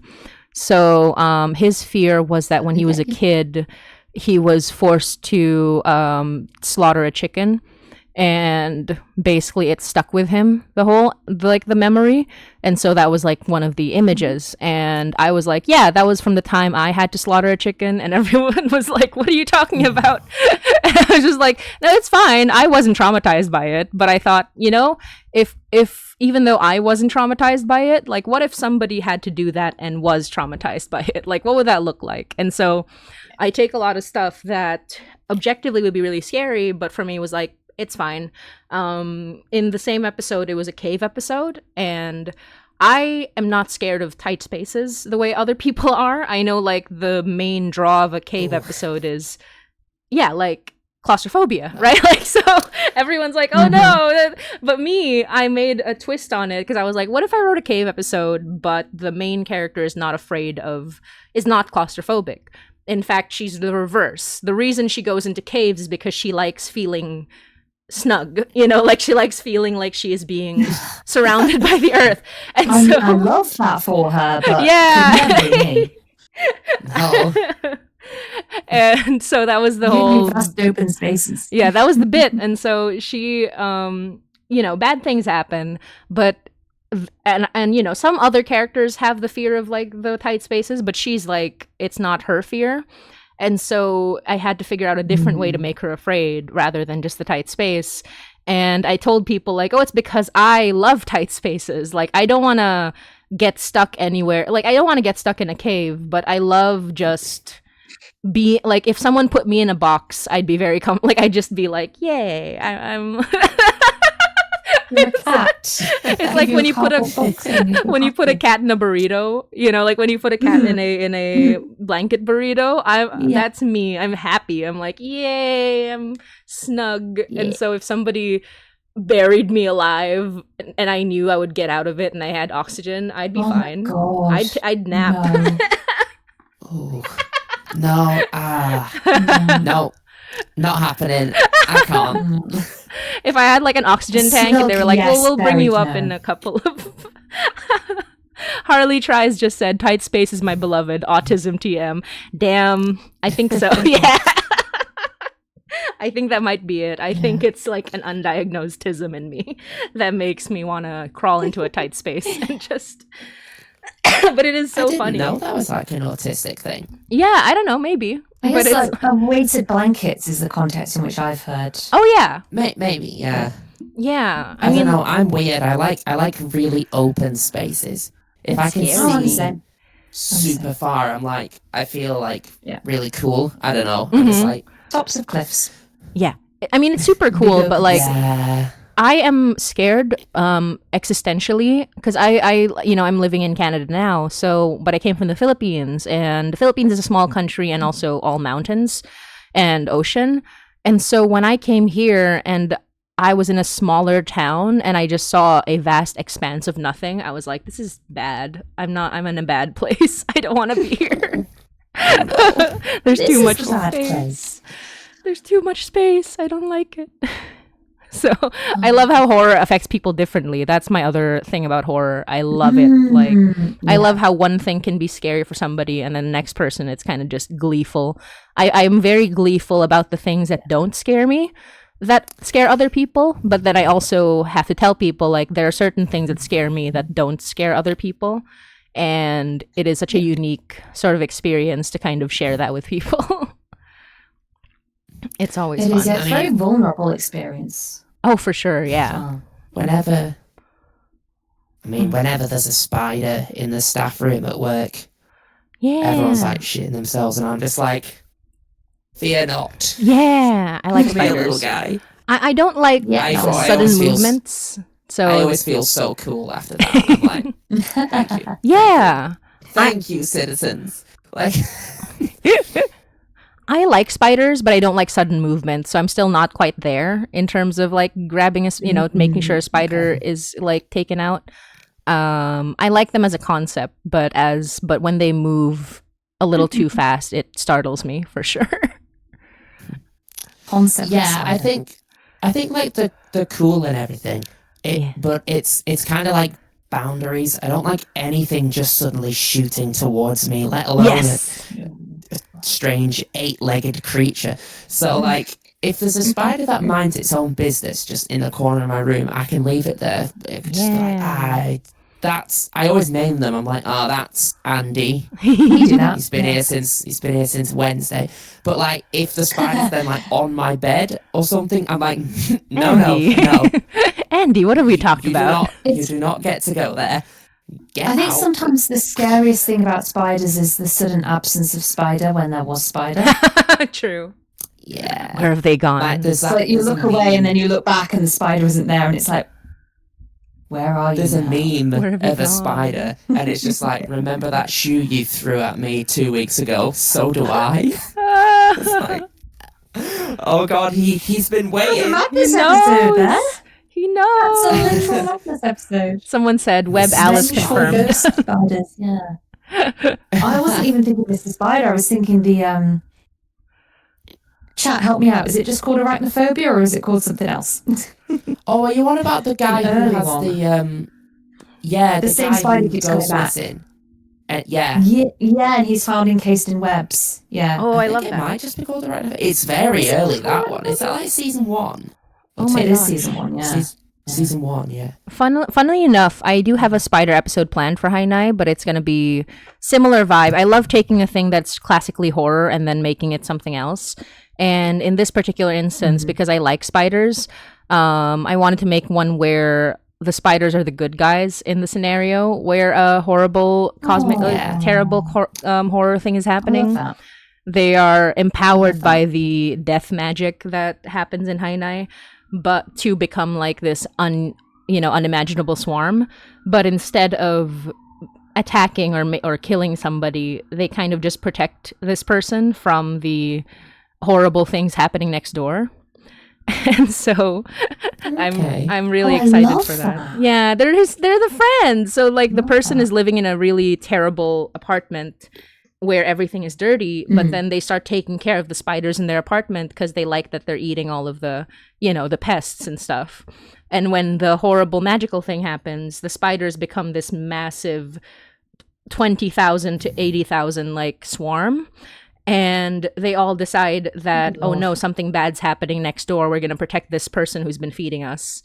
And so they find this person sort of encased in spiders, and they're like, oh my God, what happened? And then the guy like opens his face like, oh, hey, what's up? we're just hanging out. So that's going to be. I'm just surfing the web. Yeah, exactly. We're just hanging out. Like, I'm with my friends.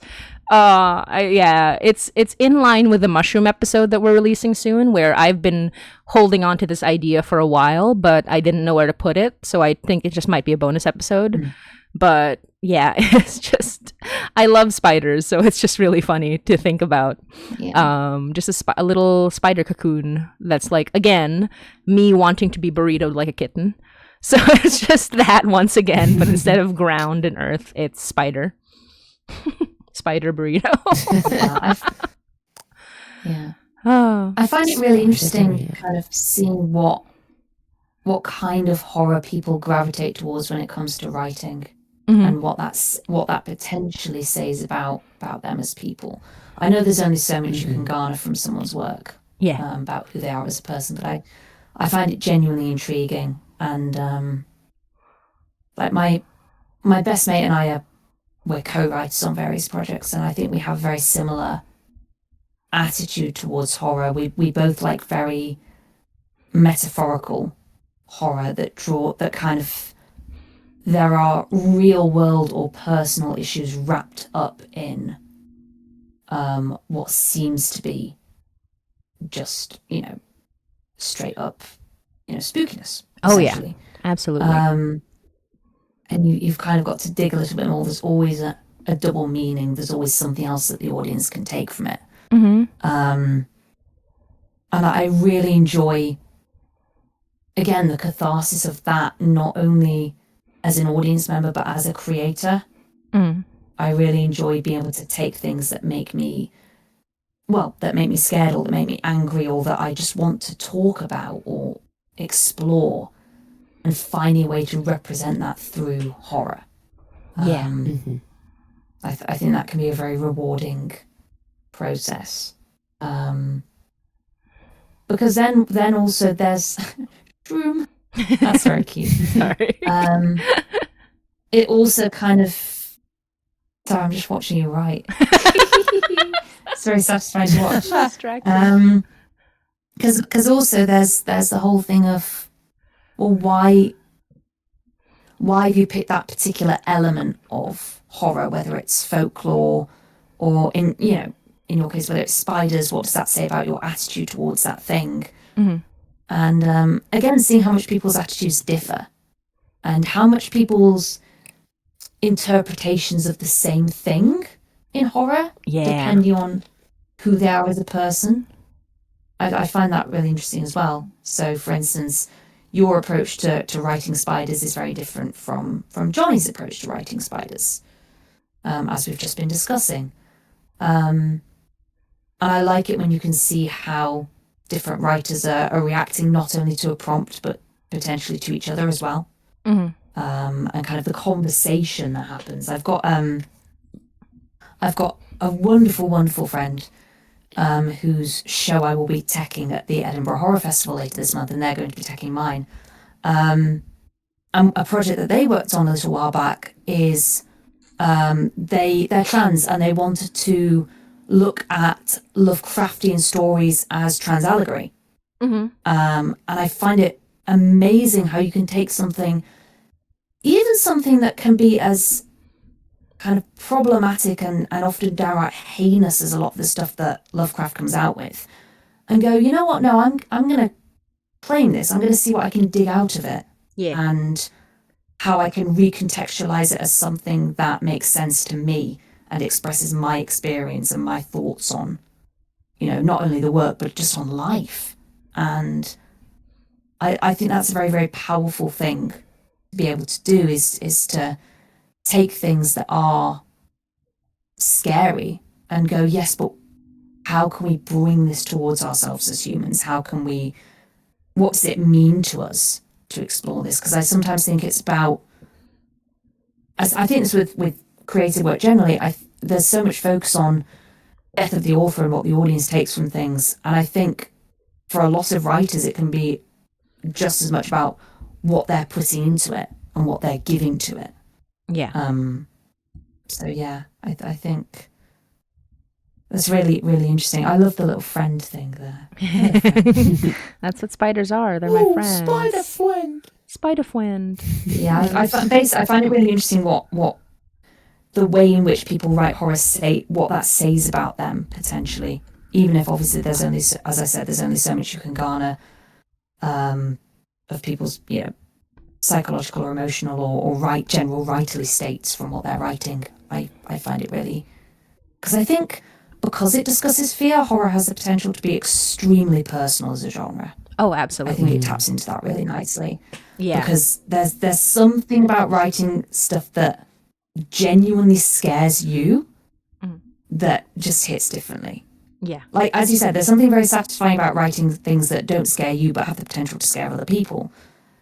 But I think there's moments also when you can tap into something and go, oh, actually, no, that makes me really uncomfortable. Yeah. And I kind of want to know why. Those are really interesting moments too. And it's interesting as a horror audience member as well, like listening to episodes of Archives and Protocol going, oh, that unsettles me and I feel like I need to explore why. Yeah. Yeah. I wonder what it says about me that I started writing a book about ghosts and it ended up turning into a romantic tragicomedy rather than a horror. That's So, how all my writing I was goes. like, oh, this will be spooky. I mean, yeah. And in the end, it's Yeah. just not scary at all. It's all about the feels rather than the scariness. I came across a line recently that was basically saying that a ghost story is a love story. Ghosts are just the often memories of loved ones. Yes. So I think that does make sense. There's This book is more about a guy who's like, oh, I like this girl. Oh, she's a ghost. I still like her. And then the girl's saying, no. But then the girl's like, this isn't going to work. Stop, you weirdo. I am a ghost. Yeah. And there's also like some evil guy in the background who's trying to like basically kill everyone, and that's kind of the whole thing. And they've got to work together, but she's like, look, mate, just stop. I'm a ghost. I love ghosts. Once I've done this, I'm going back to the afterlife, and you'll never see me again. until And you then die. he's like, oh, what if I come with you? And she's like, do not kill yourself. Don't die, please. Stop. You have problems. Yeah, Go away. truly. There's Venus Games, that is also a very good point. Love can be terrifying. Yeah. There's some comments Oh, here I tell want to me about read from the previous spider. This depression is already so effing weird. The spider blanket might as well happen.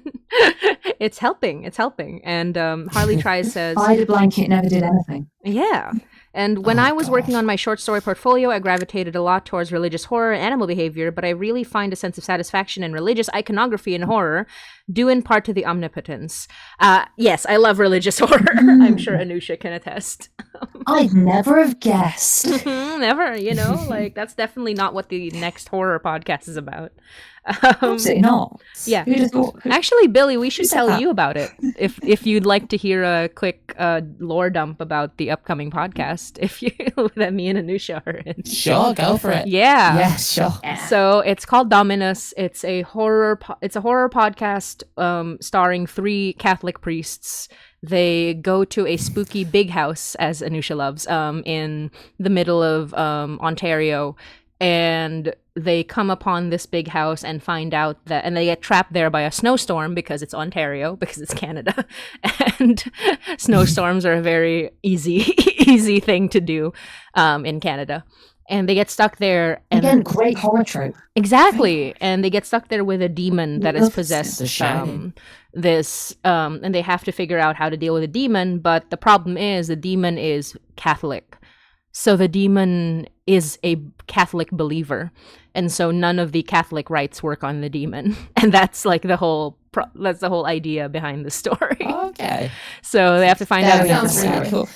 It's super fun. I was just about to say, as somebody who grew up Catholic, Same. yeah, Catholicism's scary as hell. Yeah, I love it for horror. Yeah, like there's so many good horror things, and I remember being in a church at night. Oh, creepy. Oh my gosh. Creepy. Churches have great. But yeah, that atmosphere sounds for really horror. cool. One of my favorite yeah, horror definitely. things I mean, is a Catholic horror movie. It's a Filipino Catholic horror movie called Seclusion. And I love it because it's so deep into the Catholic lore. I love when a movie is clearly made by people who have a deep knowledge of Catholic lore and I say lore, Catholic, tradition. Because, Yeah, doctrine. let's Yeah. lore Yeah, dump the Bible. yeah, it's, there was so in Seclusion, it's based on this tradition that used to happen before, like they phased it out, called seclusion, where they would take the priests, people who are about to become priests, and then seclude them in an area, like make sure that they don't talk to anybody. They're in silence, they're in reflection for months, I think. And in this particular one, it was post World War II. They get secluded in this mountain, like this just place in the mountains. And then suddenly there is this young girl who also in nearby mountains who is a sin eater. So she is eating people's sins. She spits out like this black bile. And she's this really young, innocent looking girl. And they basically worship her in that village for being like a sin eater, like a very Catholic, but, very small offshoot Catholic. And one day her parents are suddenly murdered. And then she and a nun that takes care of her have to be shipped off to that Catholic center where the priests to be are also, are training to become priests. And so when she gets there, suddenly horrible things start happening in this isolated, center of Catholicism in the mountains. And, even back then it was like, because everything in the Philippines is like, because of the humidity, looks old. So everything looks a little scarier because everything looks old because of the humidity, even though it's lasted through years and years and years. And nothing feels new.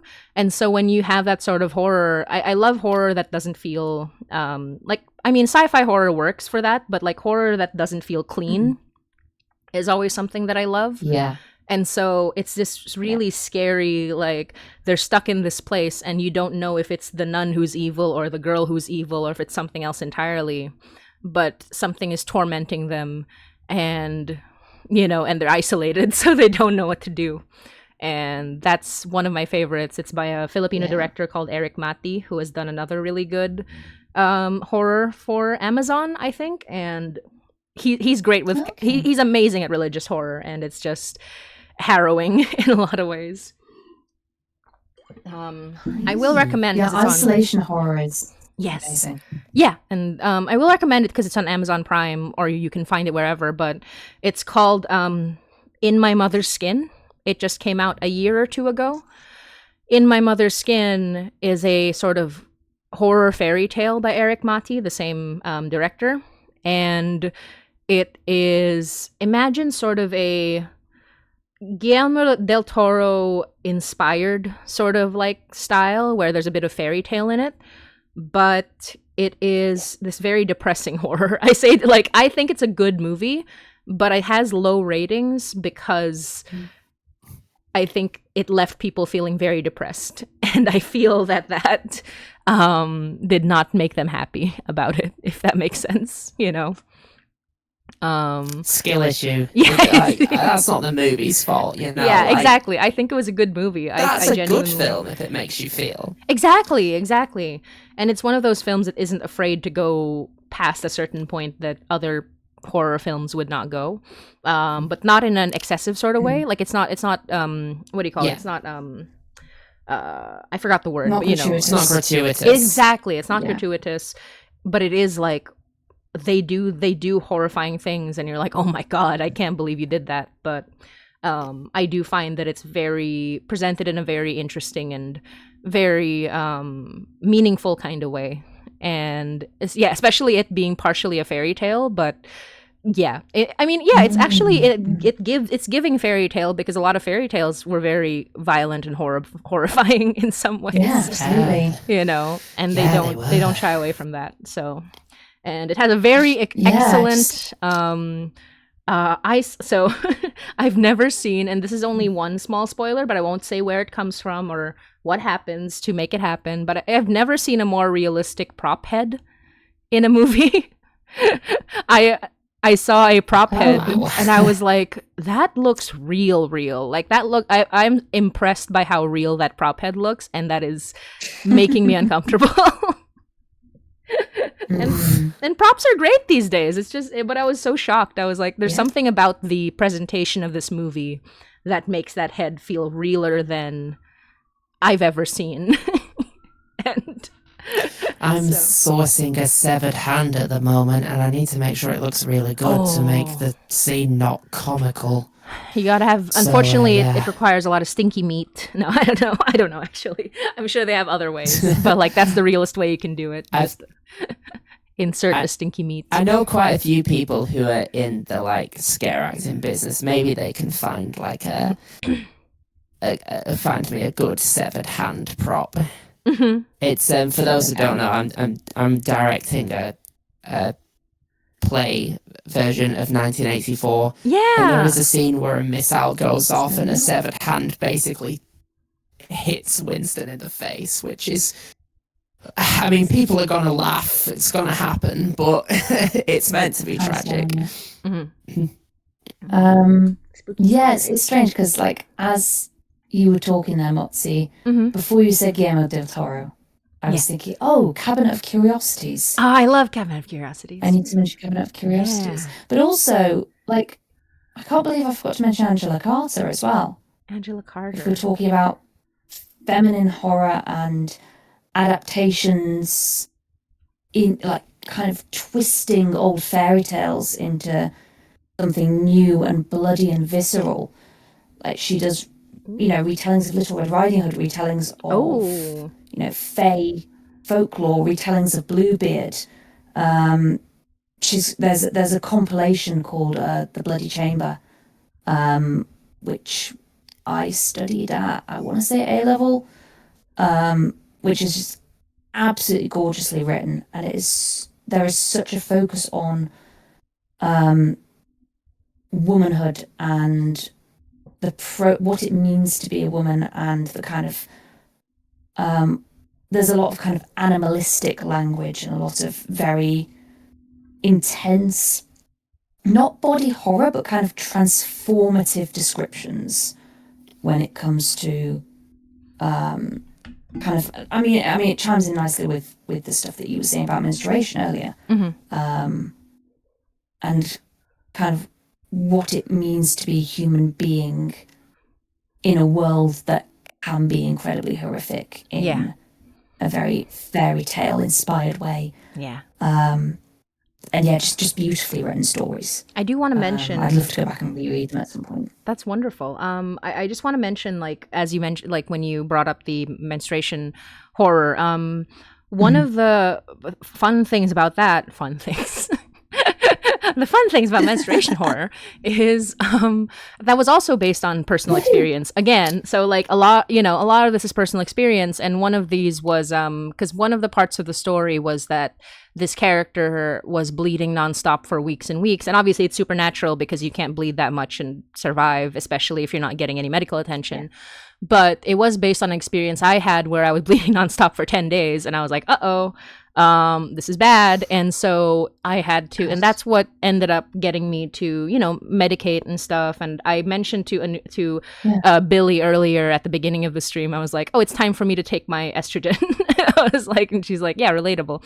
But yeah, like, it was essentially, it was this experience that I wanted to pull from, because sometimes that just happened. I don't know what caused it. I don't know what caused me to just suddenly start bleeding and not stop.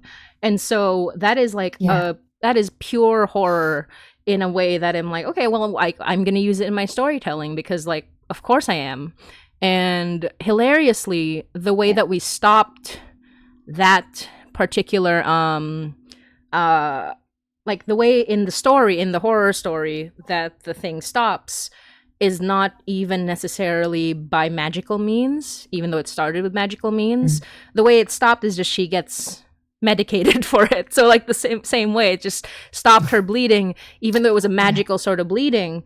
But she got medicated for it and she was fine. But what she needed was not like the medical aid helped with the bleeding, but it did not help with a guilt that she felt. And so it was like tied to a guilt that she felt where it's implied that she may have murdered some people. But she's only a teenager. And so you feel very like strongly for her, like what she's going through. And so ironically, it's like a very weirdly mundane solution where it's like, yeah, we'll fix the bleeding problem with just medication, because that's how it felt with me when I was like, wow, they just fixed it with one teeny tiny pill and suddenly it all stops. And that felt really weirdly magical to me, even though it was so mundane. And that's what I incorporate in the story as well. And so I love writing stuff about that, because that's just stuff that you know, like when people experience something so specific and then put it in their writing, there's just nothing like it. There's just, no matter where you come from, if you have experienced some very unique form of horror and put it on a page, that's just like that horror will stick with you. And yeah, exactly. I was going to say it's clearly something that stuck with you as well, despite the fact that the solution was so simple. Oh, for sure. And that it was solved just kind of relatively quickly, I'm guessing. Yeah. I mean, for what it was, that's right? Something that's stuck with you. Yeah. I don't know if anything's cooking up in my uterus that'll cause some other problems, but like in that particular instance, and that's the other thing. It's like a weird time bomb of like, if your uterus isn't healthy, it's just like it may give you cancer one day. And I'm like, what are you talking about? What do you mean? Yeah. And and I'm glad that there's like, obviously it's getting rolled back, it's getting brought forward, it's getting rolled back. But like the reproductive rights that we need to sort of take care of people like that, it's so important, because sometimes bad things just happen just because you have certain parts of your body, and it's like, it's it's not a good time. But that's how body horror is. I feel like body horror is a very honest portrayal of how the body is sometimes just a horrific thing for a lot of people, especially people with disabilities, or especially people with certain conditions that just pop out of nowhere or are genetic, et cetera, or complications, et cetera. So it's just horror is part of life, and I find storytelling with horror to be a very honest way of storytelling. Yeah.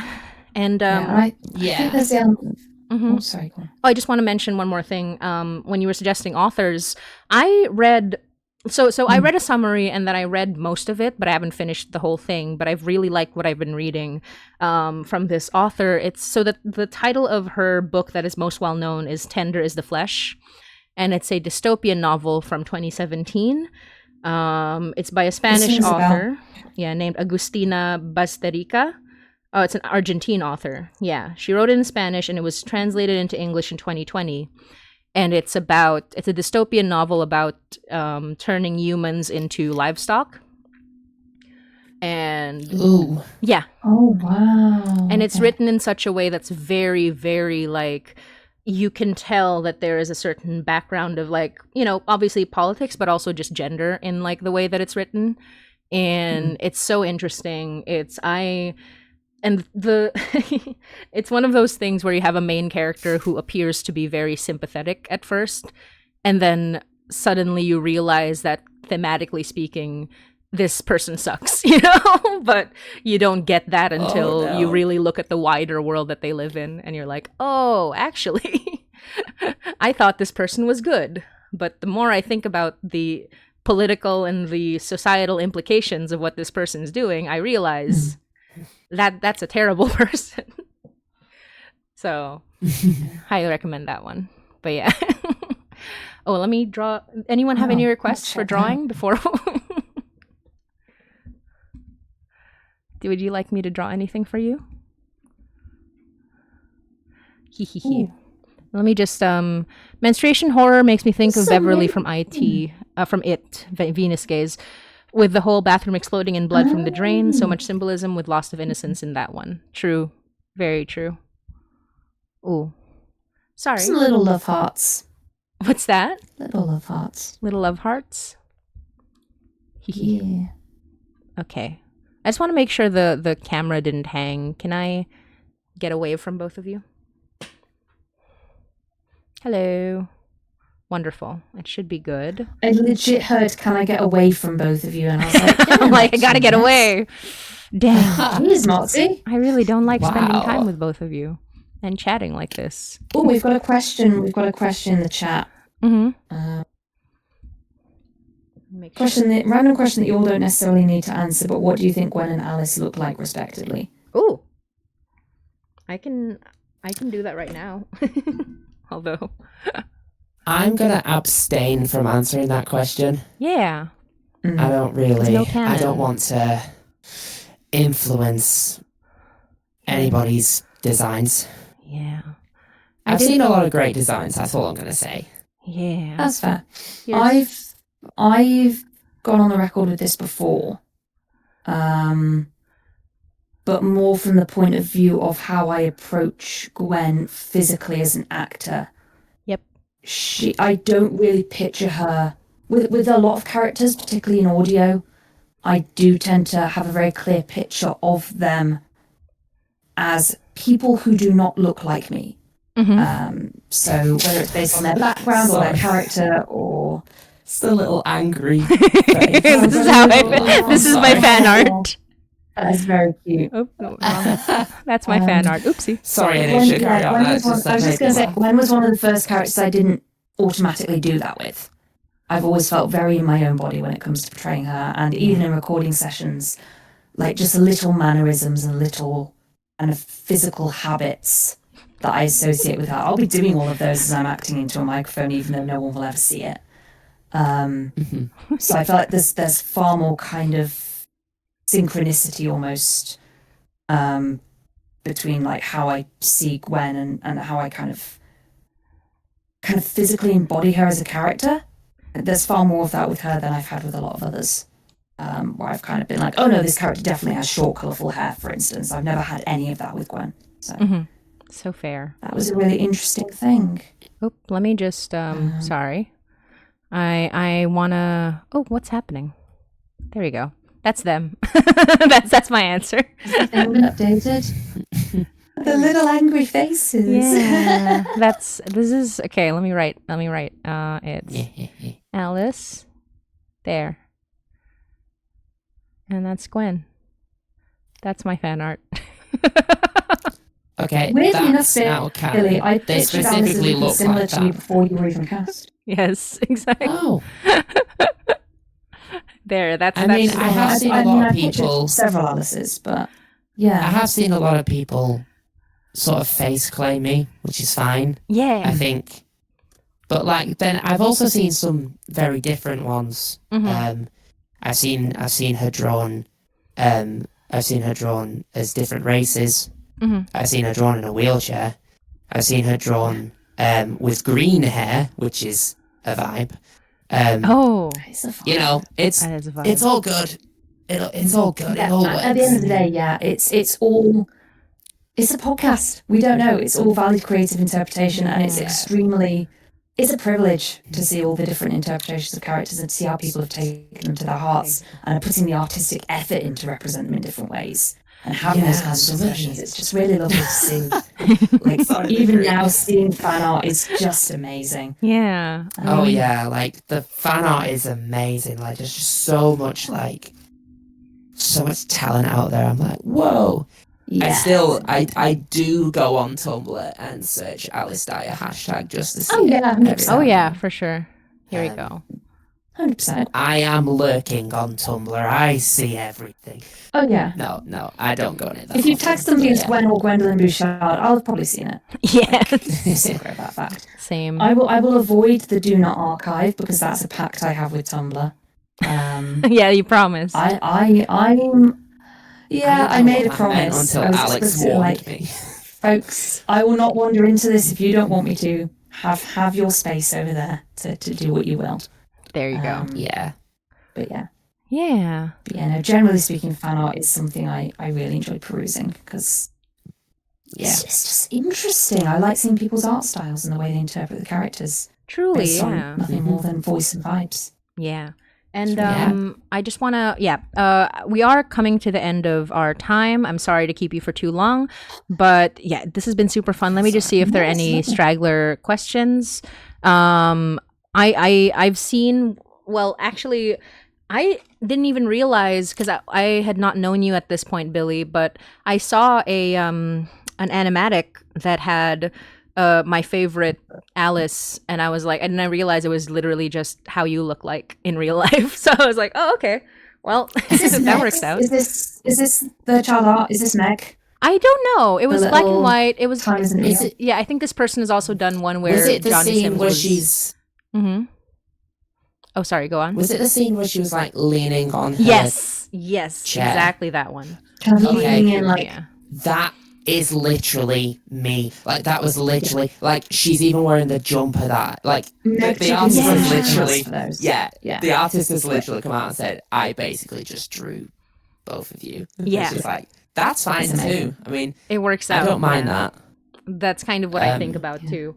In terms of character design, I kind of at the beginning I did the mortal sin of having canon designs for the characters, but only because the visual. I mean, one, I'm a visual artist as much as an audio artist, but two, also because I wanted people. Because I had established some things like, you know, this character's fat and this character's brown. And so these are things that kind of matter to the character as far as representation goes. And so it's a very different rule, which, you know, people have still drawn her, which really makes me happy. But it's certainly sort of, I think, lowered the chances of getting fan art because of that. But I mean, I'm not seeing that problem now. Maybe early on, but not so much now because a lot of people just do amazing fan art no matter what, so it just makes me happy. But I did worry about that, but I also needed, like, you know, I kind of had to say, well, this is kind of how it is because you know, them being BIPOC characters, there's going to be a very specific sort of you know, image to them that I need people to sort of accept. But at the same time, some characters I never even bothered to think about how they looked like. I was like, do what you like. So there are some characters where I let people do what they want, while other characters I have fully formed in my head. And when people ask me like, oh, you have such specific ideas for this character, what about this character? And I'm like, I'll be honest with you, dude, all I thought was normal guy.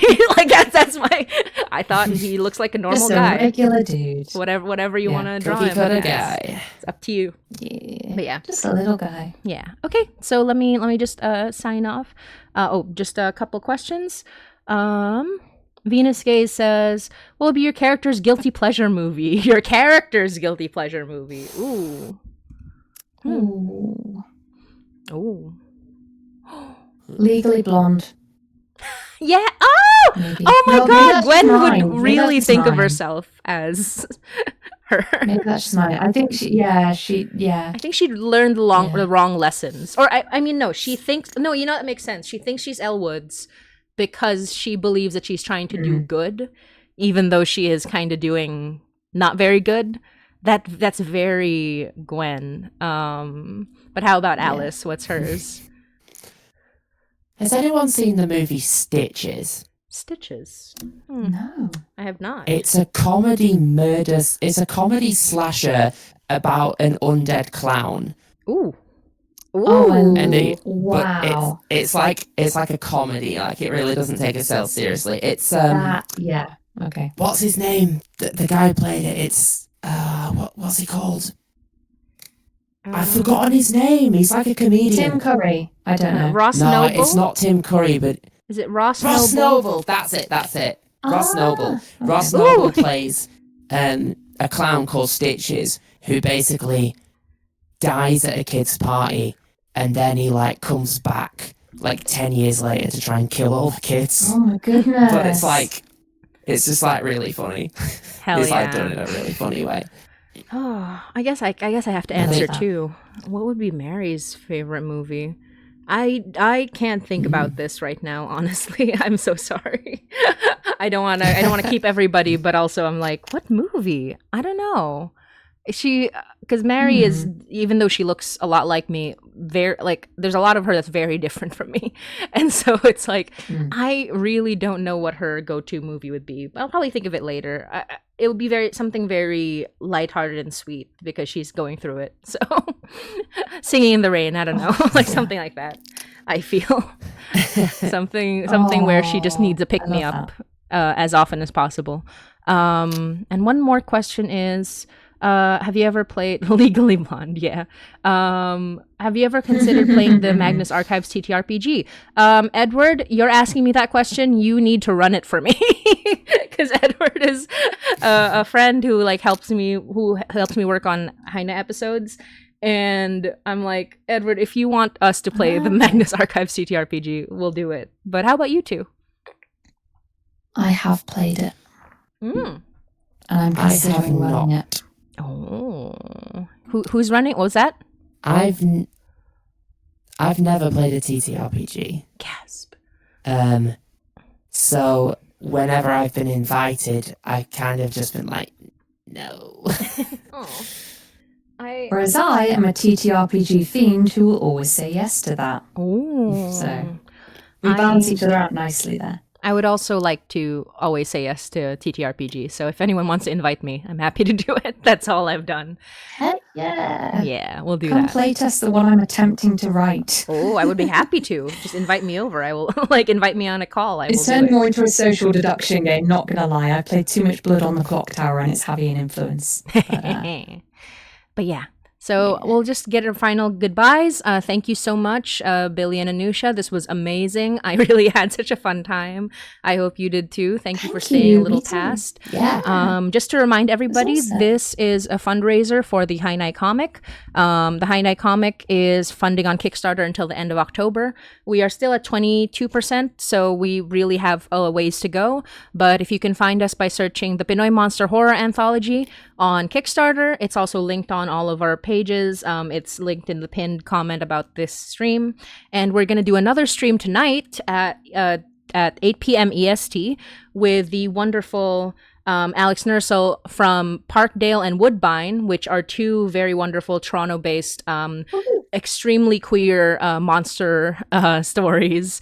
So if you like sapphic horror, if you like adorable monster romances, which is kind of also our vibe, come join us then if you're able to, 8 p.m. EST. And yeah, thank you so much, Anusia. Parkdale the one where they buy the new house. What's Is that? The one I'm thinking of. Is Parkdale the one where they buy the new house? I'm not sure. I haven't listened to Parkdale. I just know them because they are wonderful Toronto creators, and I'm in Woodbine, so nice. I do have to look this up. But Parkdale and Woodbine are pretty Parkdale's pretty well known. Parkdale Haunt, and they're one of the not OGs, but certainly mid OG, similar around the time a little after Magnus. So very good stuff. Highly recommend. But yeah, see the chat later, and see you, Alice. I was gonna say Alice, Anusia, and Billie. Every time I look at your face and I'm like, it's Alice Dyer. Oh my gosh. Anusia and Billie, wonderful to have you. And I will stop the stream now. Bye, everybody. Bye. Bye.